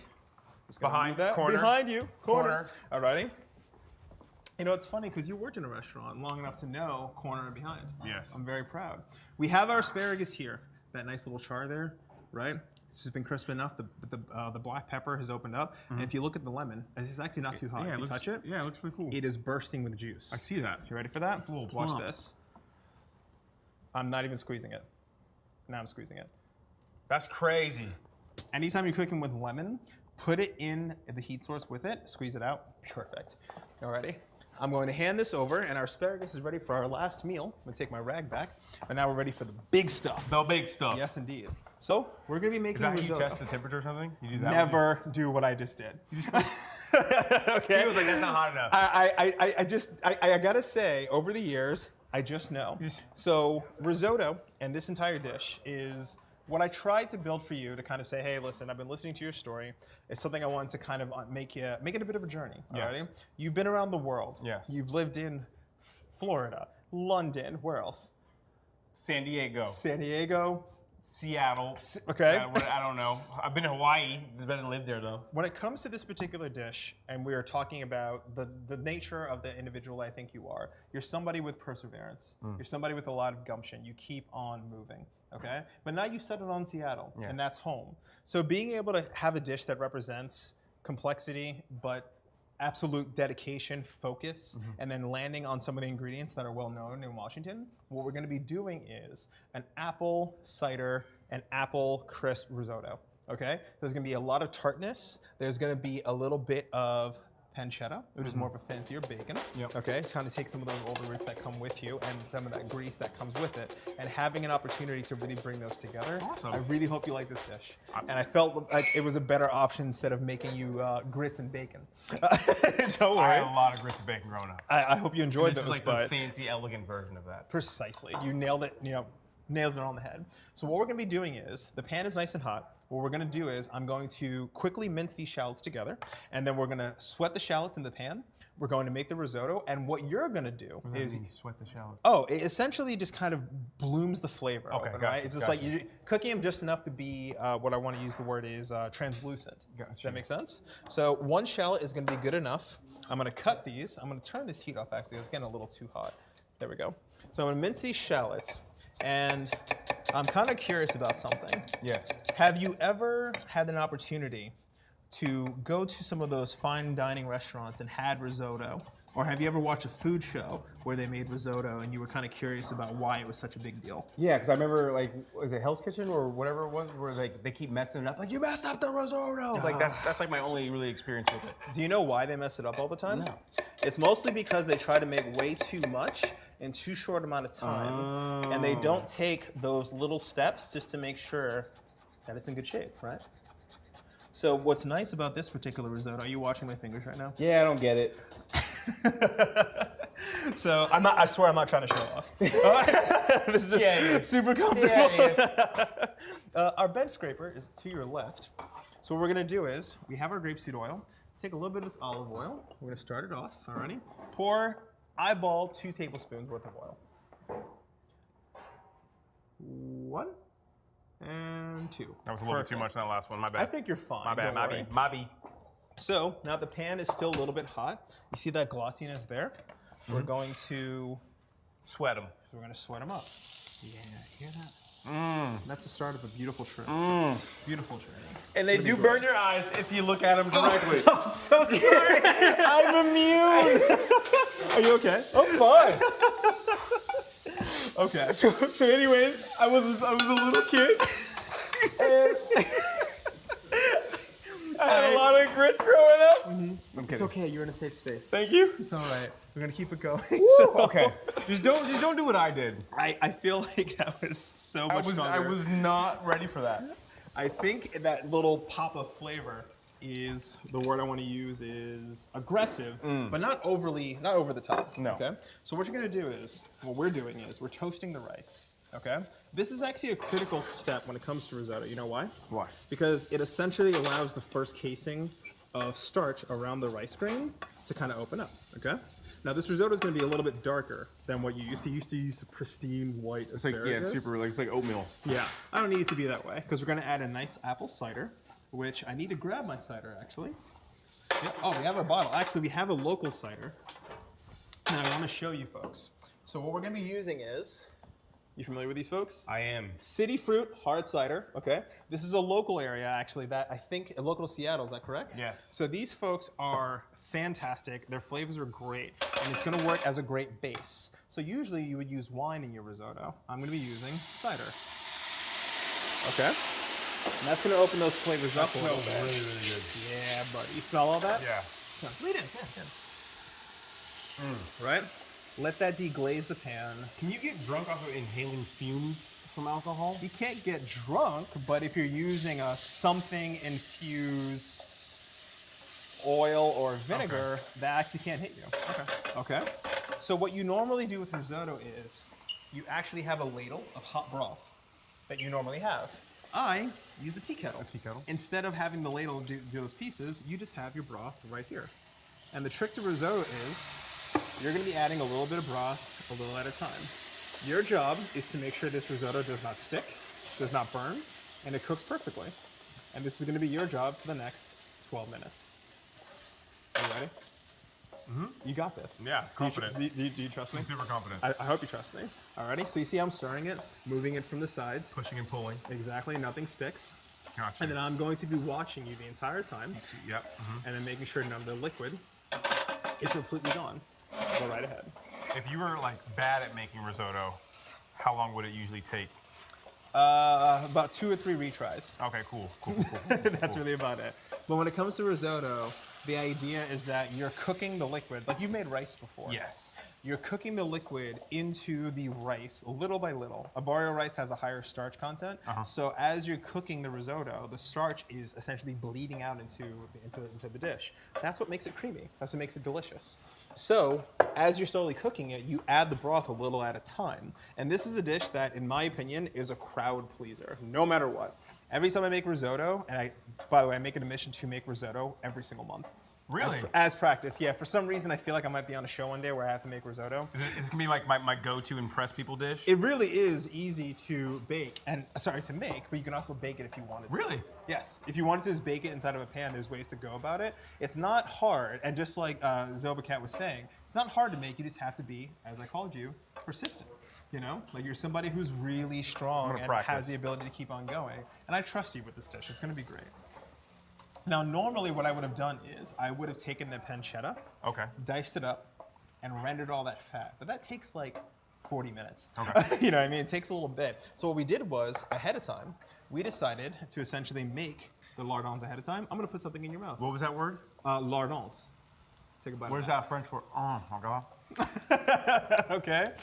So that's it right there. So what we do is we have the pancetta that is here. We dice that up, and a lardon is essentially, I don't know what it translates to exactly. Somebody throw me the word for that later. But essentially, it is just kind of like I'm sticking over here. Oh, we're sticking. There you go. See, you're catching it. There you go.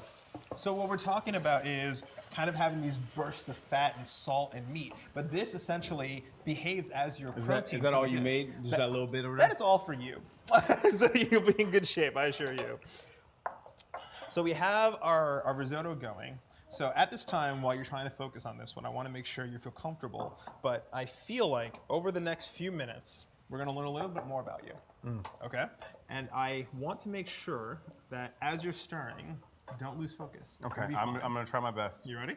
Yes, go. Okay, that's good to go. But before I do, actually, any questions for me about this dish? How do you know when risotto is done? That's a funny story you say that, actually. You just don't? You just You guess? don't really know. You have to keep on tasting.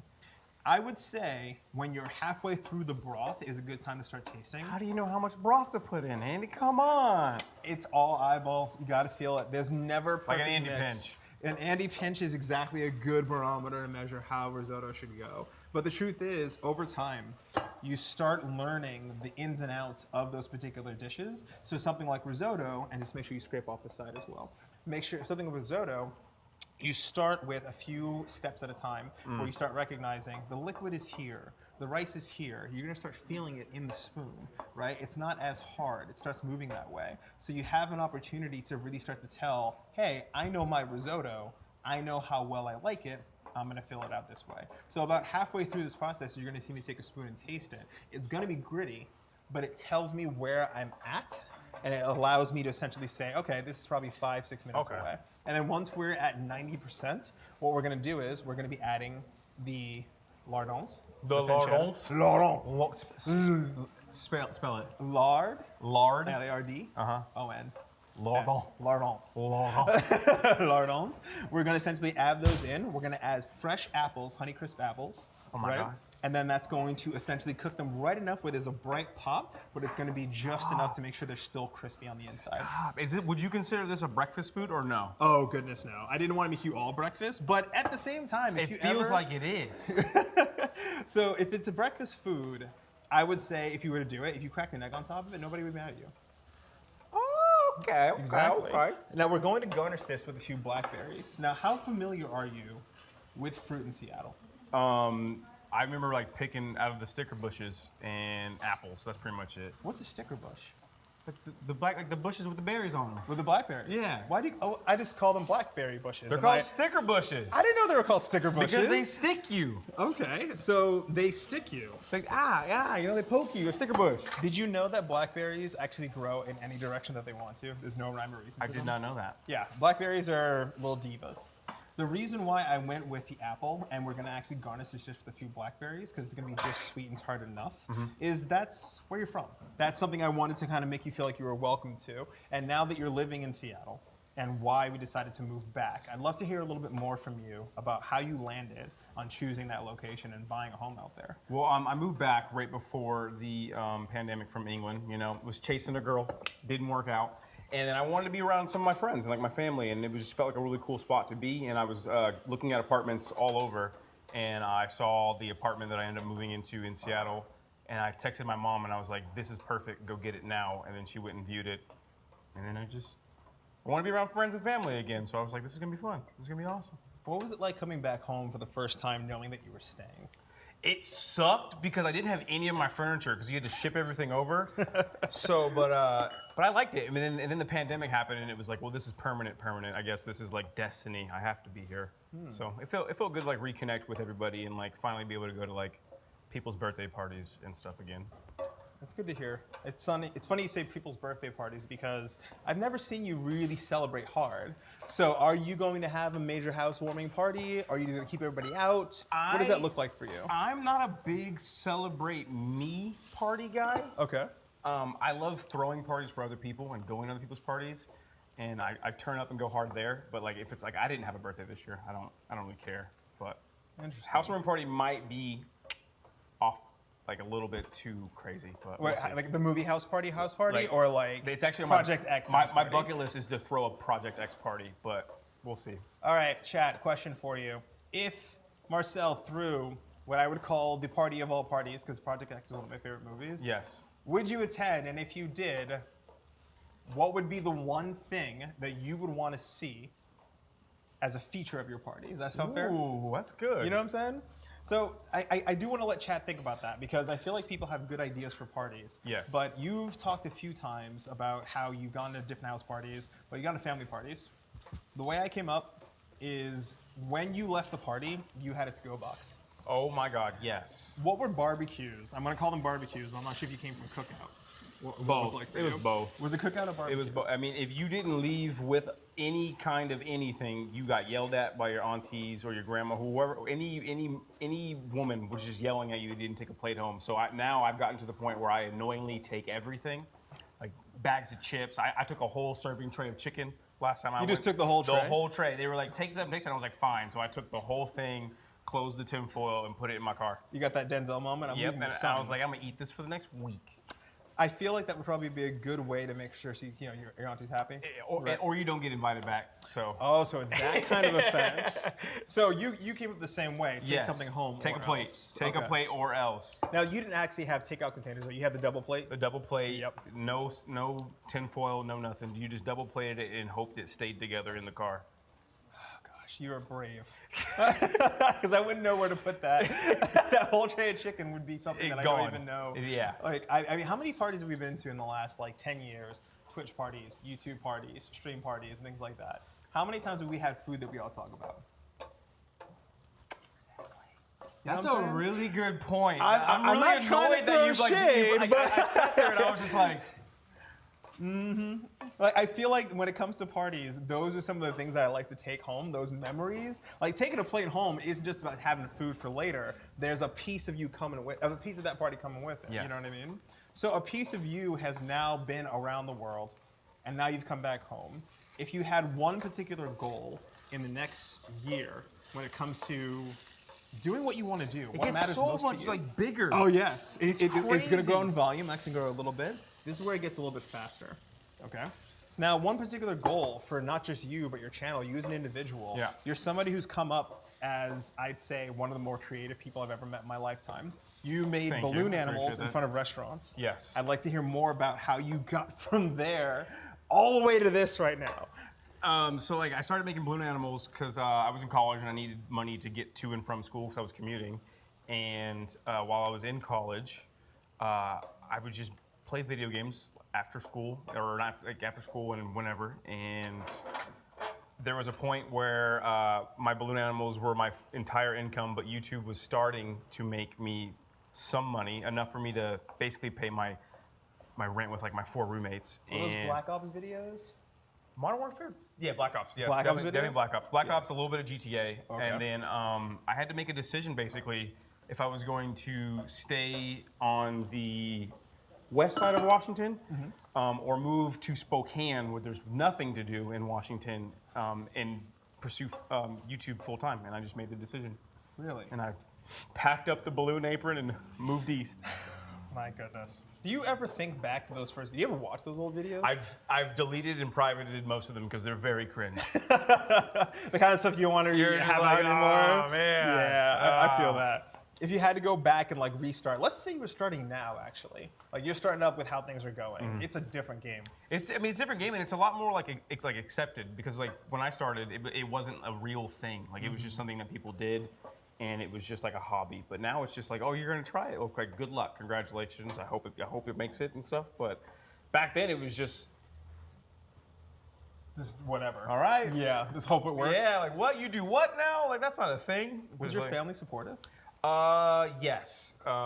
They were extremely supportive. But my dad made it a point that I wasn't just going to sit up in his house and play video games all day. Is that word for word? That's a word for word quote. You can go sit up in my house for free and play video games all day. So that was like the real like negative from my parents ever. And then like the 100,000 sub play button got delivered to their house, and they were like, oh. So that word came in, and now it all became real. Yeah. Do you remember when 100,000 subs was like, that was it, right? They gave you a $500 gift card. What? Oh, you didn't get one? My bad. Okay.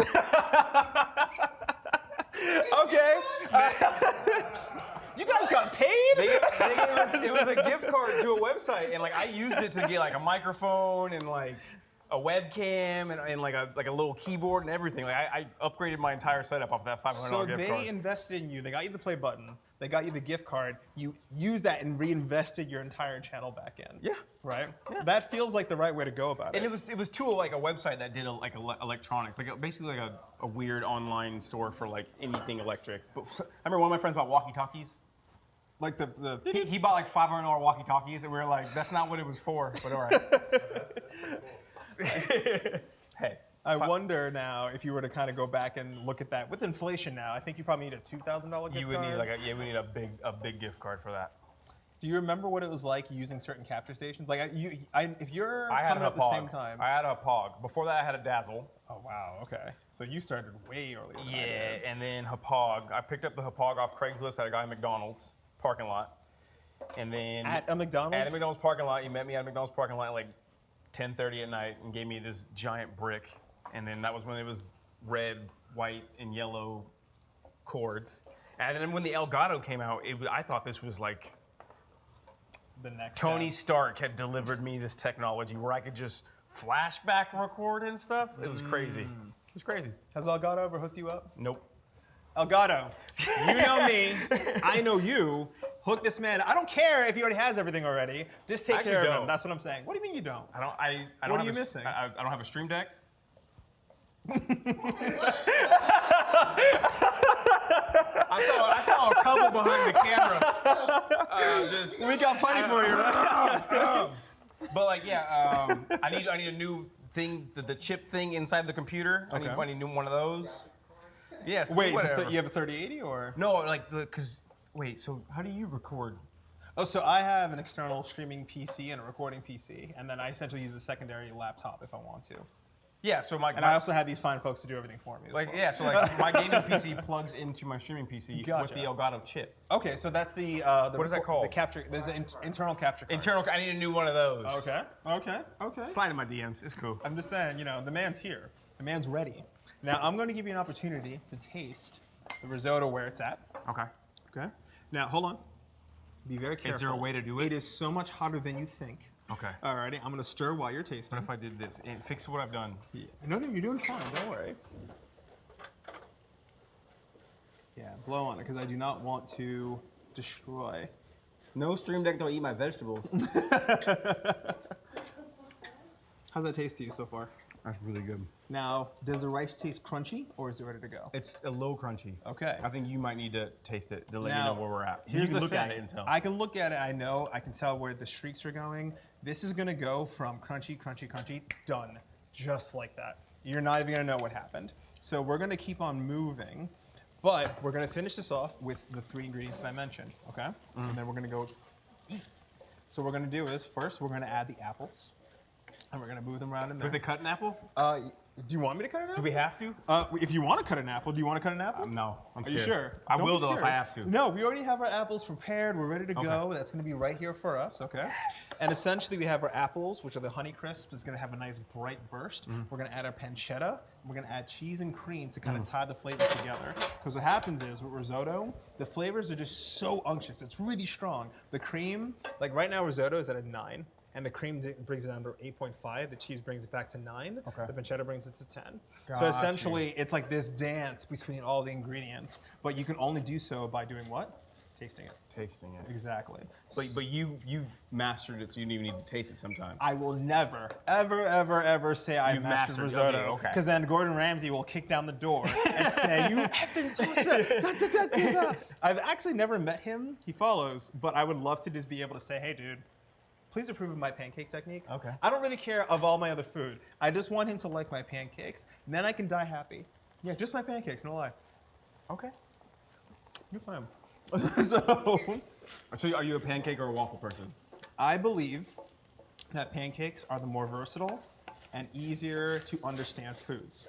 I absolutely love waffles, but since you need a device to make waffles, they're inferior to pancakes. Not to mention, the amount of applications that you can use for pancakes is about 10x what you can do for waffles. I said what I said. So this is gonna be the last pour You're of not broth. lying. You ain't gotta say all that. I just wanted to make sure you understood what side of history Andy Lunique is on. So we're gonna be at the very last bit right here, okay? This is where it's all gonna come together, okay? The residual heat, the last bit of the broth is gonna hit it, okay? So now that I know, hey, you're about to get done, please do me the honor and add these bad boys All to of the them? dish. Dump it in there. There it is, okay? And we're gonna very gently just fold those That's over. a good apple. You like that? That's a really Honey good apple. Crisp, baby. That's a really good apple. Okay, we're gonna let that liquid come down a little bit more. Okay, and then next, these lardons, which you got a little taste of, all right? Lardons, that's gonna heat them right back up. Okay, and we're gonna be able to do that, right? So all that heat that you were trying to blow off all comes together in time, okay? And now you have all that nice meat, that nice salt, the sweetness from the apples, and we're gonna finish this off with a little bit of blackberry. I hope you like this. It looks amazing. Because I had like 60 other dishes that I wanted to make for you, so I was just like, I hope he likes this. So, okay. You see how that's going? Have another taste when you get the chance.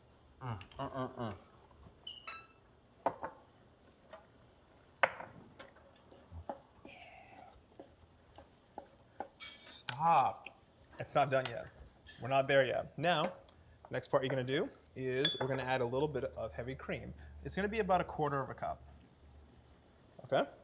1/4 cup of heavy cream. That just ties it all together. Measurement right there. That was that Andy Get another measurement. cup out here, and I'll show you that was 1/4 baker's yield. Okay. Now this is gonna tie it all together. We're gonna turn the heat off right here. Okay. Word. This is so much heat, residual heat from this, residual heat from the pan. Yeah. You don't need to keep it on. Okay. It's so hot, it's gonna be good to go, and the rice is still absorbing all of those flavors. Now you get to do the fun part. Add the butter. Toss it right in. It's gonna melt. There it is. And then you get to add the cheese. All the cheese? No. So here's the thing with the cheese. This is where you're gonna do a salt check. This is kind of like your skill check, right? Whereas it's like, how much salt do I want in this particular dish? Because we're gonna go over there and eat, and I wanna make sure everything comes up at the same time. So have a taste of the final product and make sure you're happy with it, then add the cheese.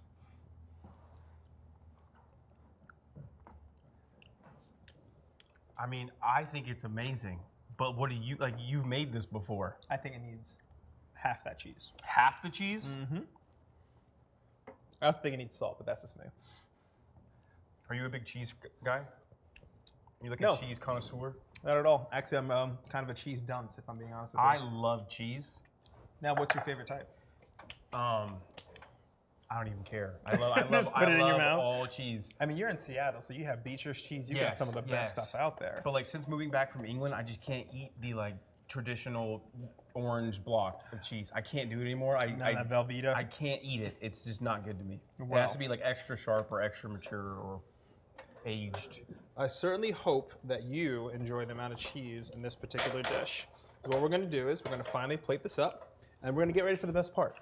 I'm gonna grab that bowl from you really quick. And when it comes to risotto, a lot of chefs, old school chefs, like to put it inside of a plate so it falls. I'm somebody who still prefers the bowl because that amount of like runniness, that's what you're looking for, right? Okay, because like I said, by the time we get to it, it'll thicken up. It'll thicken up, yeah. Yep. So we're gonna do that. I've only ever had it, I think, in like the deep bowl, like the plate with like and is it a side usually or no? Yeah, usually a side. Okay. So yeah, that's just gonna get absorbed and all those flavors are gonna marry together. God. And then we're going to essentially finish with a little bit more cheese, some basil, which comes from the garden that's actually grown upstairs, some Thai basil and basil chiffonade, and a little bit more cheese. Alrighty. So you, if you'd kindly, straight across the top with your basil. It's not falling out of my hands. Sprinkle a little harder, a little harder, a little harder, a little harder. Okay. Right there or more? Yep. Finish it all. Ready? And then finish it with some cheese. And you're done. And that is our risotto. Ooh, look at that. Come on, man. Bruh. Come on. You leveled up while you were here. All right, everybody. That is our third and final dish. The next part that we all came to play with is coming up in just a moment, where it's time to eat. I want to feed this man. He has been tortured this entire time. I'm so hungry. Please stick with us. We'll be back in just a minute. Stay tuned. Hello again, mixed platers. That's right, you are now a proper noun. It's Malika, and we're about to eat. And while we get our table set up, I want to shout out another premiere this week, Crown Cosplay. It's going to be hosted by the incredible Alicia Marie. She's a big sweetheart. Crown Cosplay is going to be a weekly cosplay competition. And for this week, Lady Artemis is our special guest and mentor for the contestants. It's going to be, you guessed it, what time? 4 p.m. Pacific time, right here on the Crown Channel. And when we come back, we're gonna dig into that luscious risotto, that tasty hollandaise, that asparagus, those eggs Benny, and enjoy what we made today. Are you all excited? Let me see some hype in the chat room.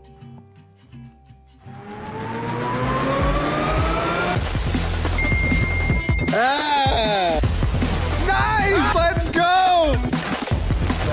Let's go! Bye-bye. Am I live? Can people see this? Man, what a day, what a day. Behind me! This is different. I don't need to see. Yeah, you guys aren't ready for what you're about to see.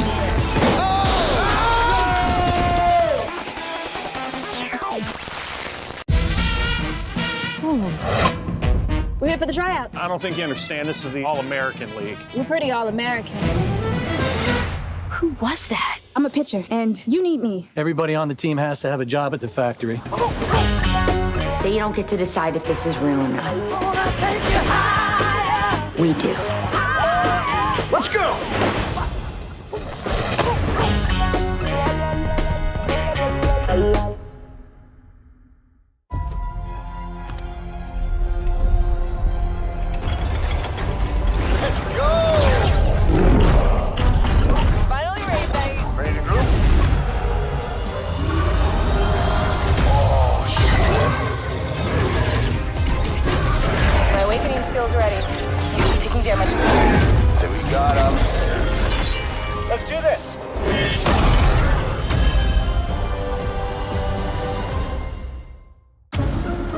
Traveled out of your time. Hey! Who's there? I live here. No, I live here. That's her. Holy shit. Future me will know how to get us home.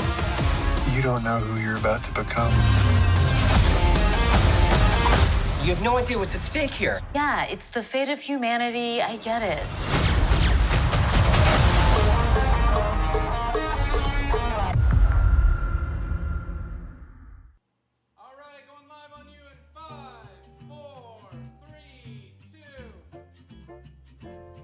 Hello, everyone.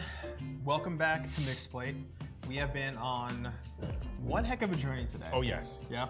I feel like we've done so many different dishes, so many different techniques, and I feel like I could honestly say I learned so many new things about you, whether it be off-color, a little bit deeper. I just feel like suddenly it just started coming up. And I want to ask you a few questions about it because I wondered, have you ever cooked this much food at the same time? No.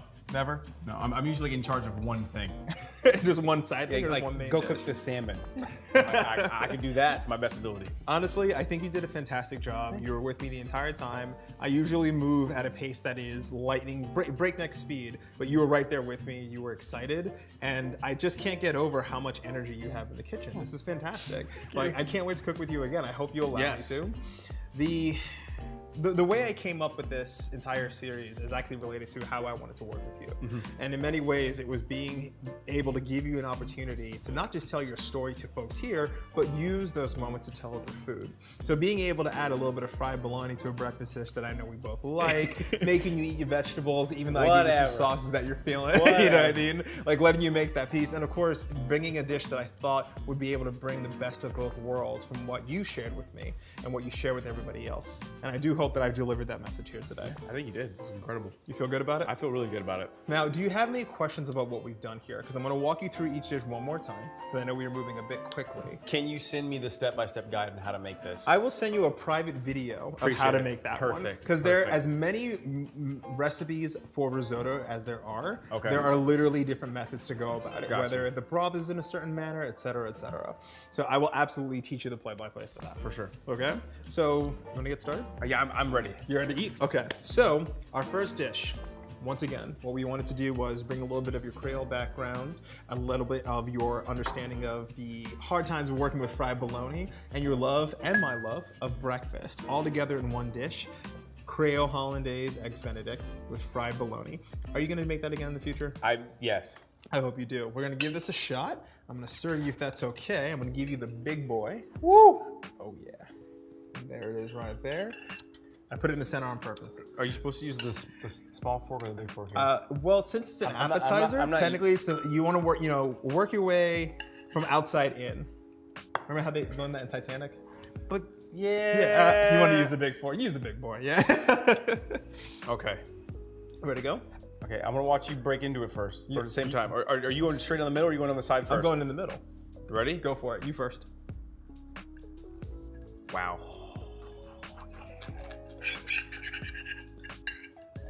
And we got the yolk still going. We like that. It's still going. It's still flowing over here. I'm tapping a little bit to make it like super thirsty. That's okay. All right. Now I am terrified of your opinion, so I will not take the first bite, sir. Okay, you ready for this? Yes, go for it.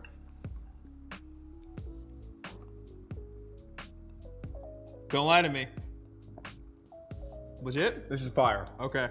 This is amazing. I'm trusting you because I'm going to taste it and tell if you're lying or not. No, that seasoning is really, really good. Okay. Okay. Now, what would you change? Nothing. Not at all? That is humbling. I wouldn't change anything. I want to eat this whole thing. I'm not going to stop you. This is really, really good.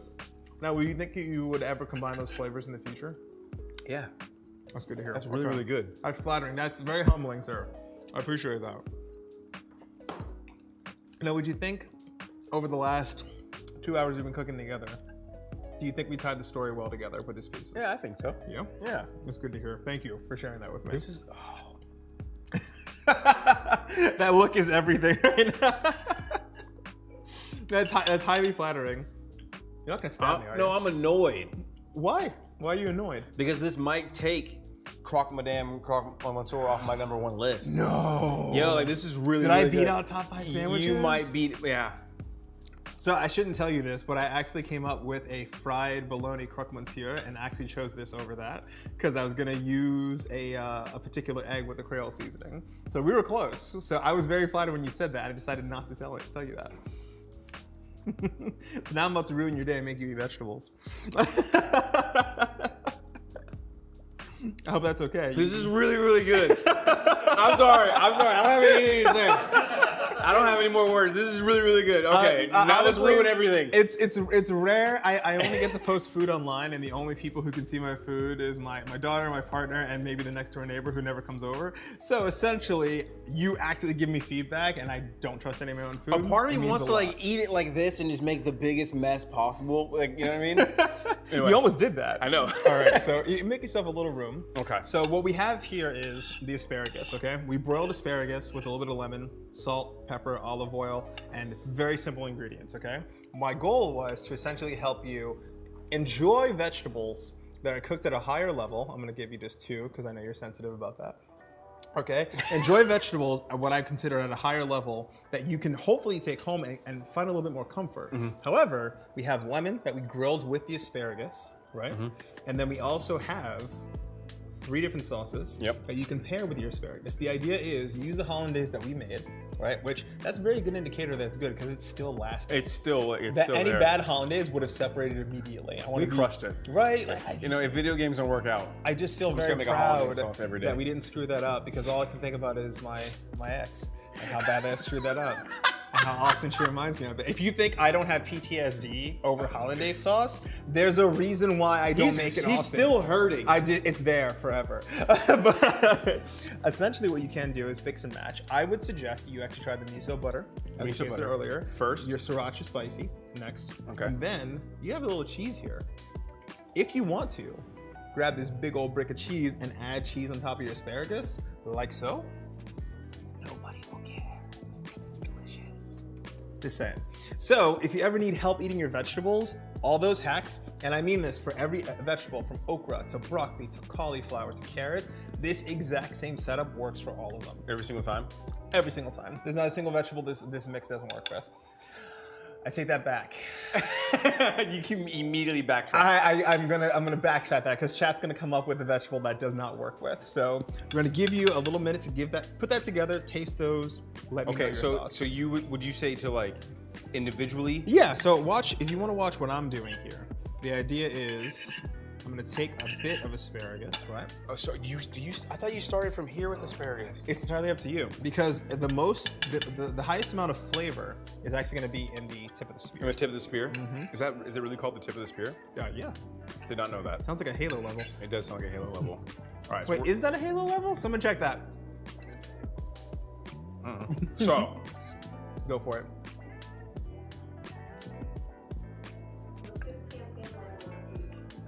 Of course it is. Now, a moment of silence for what I hope is the death of his hatred of vegetables or the end of my culinary career for not making him vegetables that he likes. Bro, just come over and make vegetables. Are those good? You know how healthy I would be? We're doing the miso butter now. I can stand to eat more vegetables. I need to lose another 30 pounds myself, so. Like the texture and everything.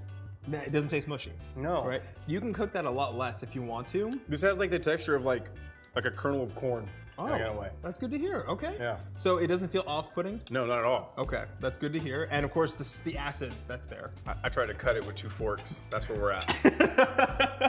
I'm gonna let that slide. Now, you tried it with the spicy sriracha, with the miso butter. I've noticed over the last few weeks, I've been stalking you, and I wondered what kind of flavors that you were getting involved in. You've been branching out a bit more.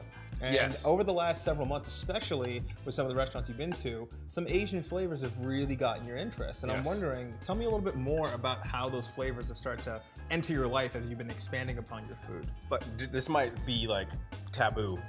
Oh boy.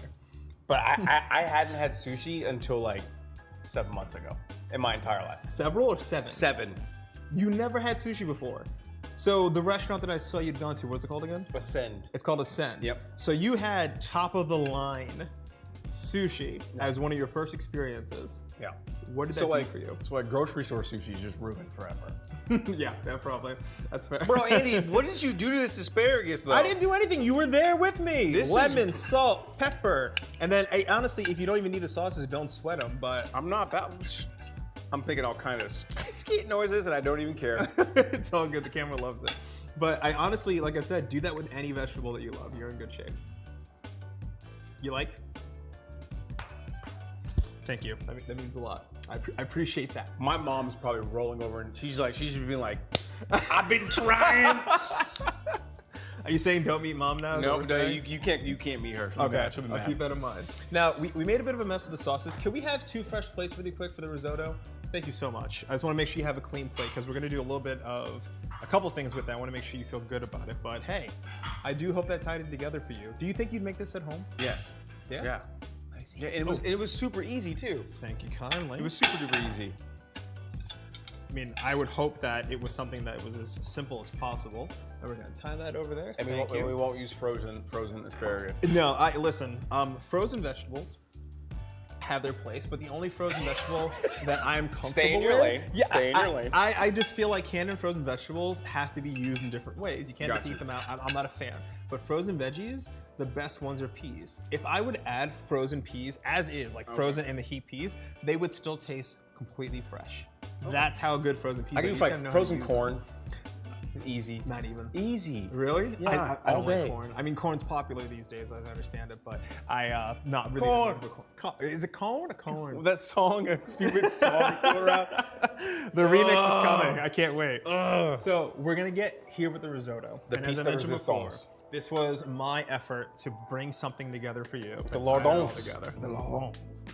Fresh apples, Honeycrisp, cider from Washington. Alrighty, and we also have fresh grown Thai basil, as well as regular Italian basil, all together. And what we're gonna do is Washington blackberries to finish it all up on top. From a sticker bush. From a sticker bush, which I learned today because I am smart. What you want to do here is taste the risotto as is, and then the blackberries afterwards. You're gonna notice that your palate changes a little bit. Okay, should I get a lardon and apple? You want to get a lardon, an apple, and the risotto, and but not a blackberry. Not a blackberry. Yeah, save the blackberry for last, because that's going to completely just change the levels on your palate. You messed up how I'm holding my forks and stuff. I'm all confused. Well, I now. gave you a spoon. We're supposed to eat. Are you supposed to eat risotto with a spoon? It's entirely up to your comfort level. But remember how I told you it would thicken up while we were waiting over here? And look at all that. It came up nicely. Am I waiting for you or no? You were not. Don't never wait for me. Never wait for someone who's serving.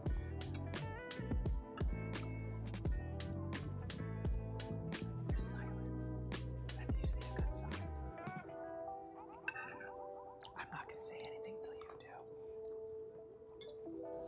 do. Okay, somebody say something. This is terrifying. Sorry.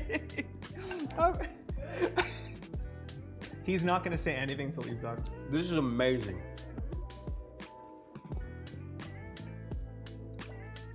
Oh, you're just gonna stop there? This, like this is amazing because it's like there's like so many different textures and everything in it too. So it's like. Now you were concerned about mushy textures and such. What are your thoughts there? How do you feel? This is like. It checks all the boxes. You happy? But I still haven't gone into the blackberry yet. Go with the blackberry, apple, no lardon. No lardon? No lardon. Okay, wait. Try to sneak on my plate. You see that right there? The whole blackberry, you think? Mm-hmm. Okay. I should have. This is the part where you need a spoon. Okay, here we go. Still have the spoon right there. Nope, it's too late. It's too late. Yeah, you see, you're locked in. And then it becomes like ice cream. You see that burst of flavor, that sweetness from the blackberries. It becomes like, it's like almost like a yogurt. Now try all three together. Andy, how did you do this? I had a really strong team of people smarter than me that helped me get here and make sure I had the right ingredients all together. So salt burst, fruit burst, creamy risotto, really baseline. Chat, I don't know what to say. This is amazing. This is actually amazing.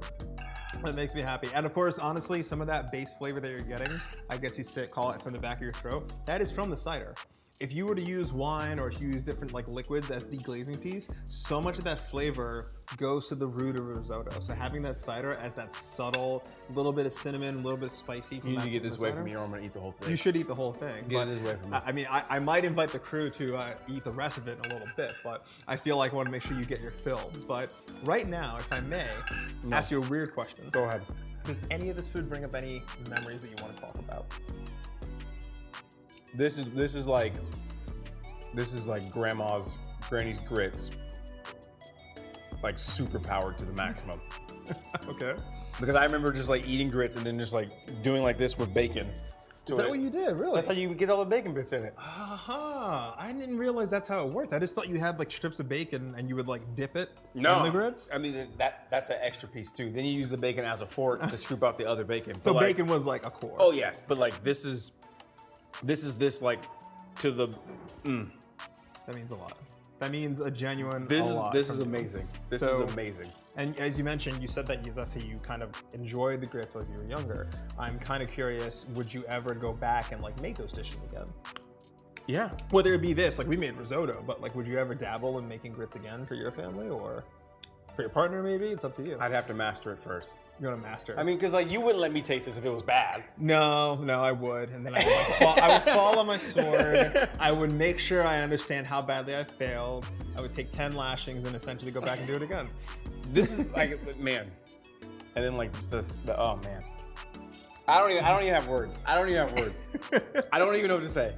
It means so much to me. I'm very happy you're enjoying my food. I'm happy you got to be part of the experience. I think you've done an excellent job, and I can't deny for a second that you belong in the kitchen and we should be cooking more frequently.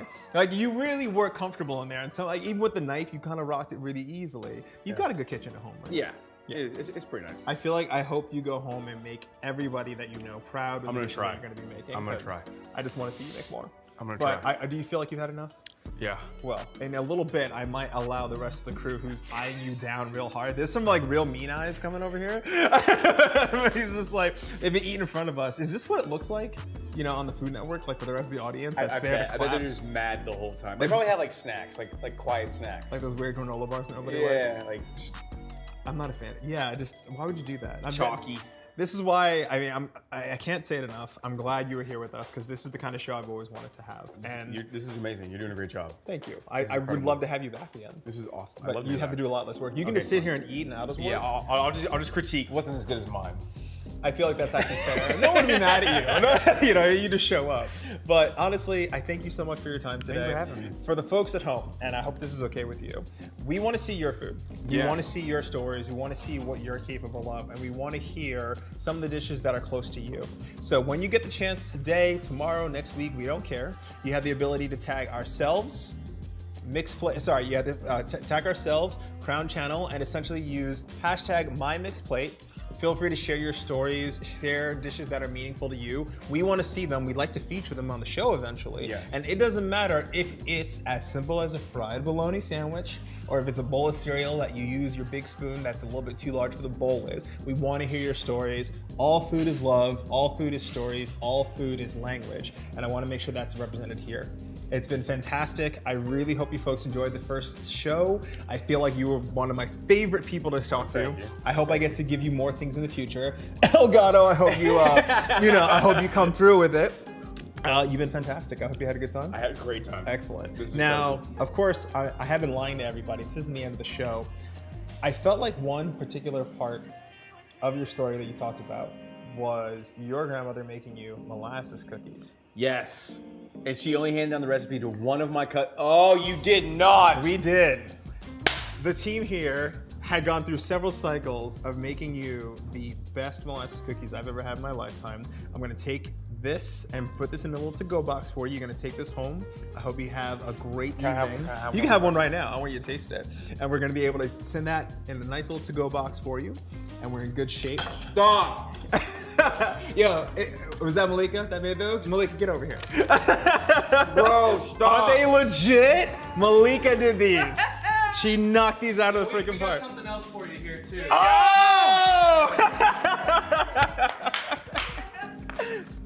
Suck it, Food Network. I'm gonna have him. I want to make sure you came home with something wonderful. I hope you enjoy these. Thank you for having us. Next week, we're gonna have Ammunition here on the show. We're gonna be talking about her background, some fantastic stories she's gonna share with us. Chat, streams, everyone has been fantastic. The crew's been amazing. You have been amazing. It's been a pleasure. I cannot wait to see you folks in the future. Remember, this is Mixed Plate. My name is Chef Andy Lunique, and good night. Guys, dig in. Get in. All right, get in here. All right. Just don't touch my cookies. Don't touch cookies. Don't touch my cookies. Don't do all that. Don't do all that.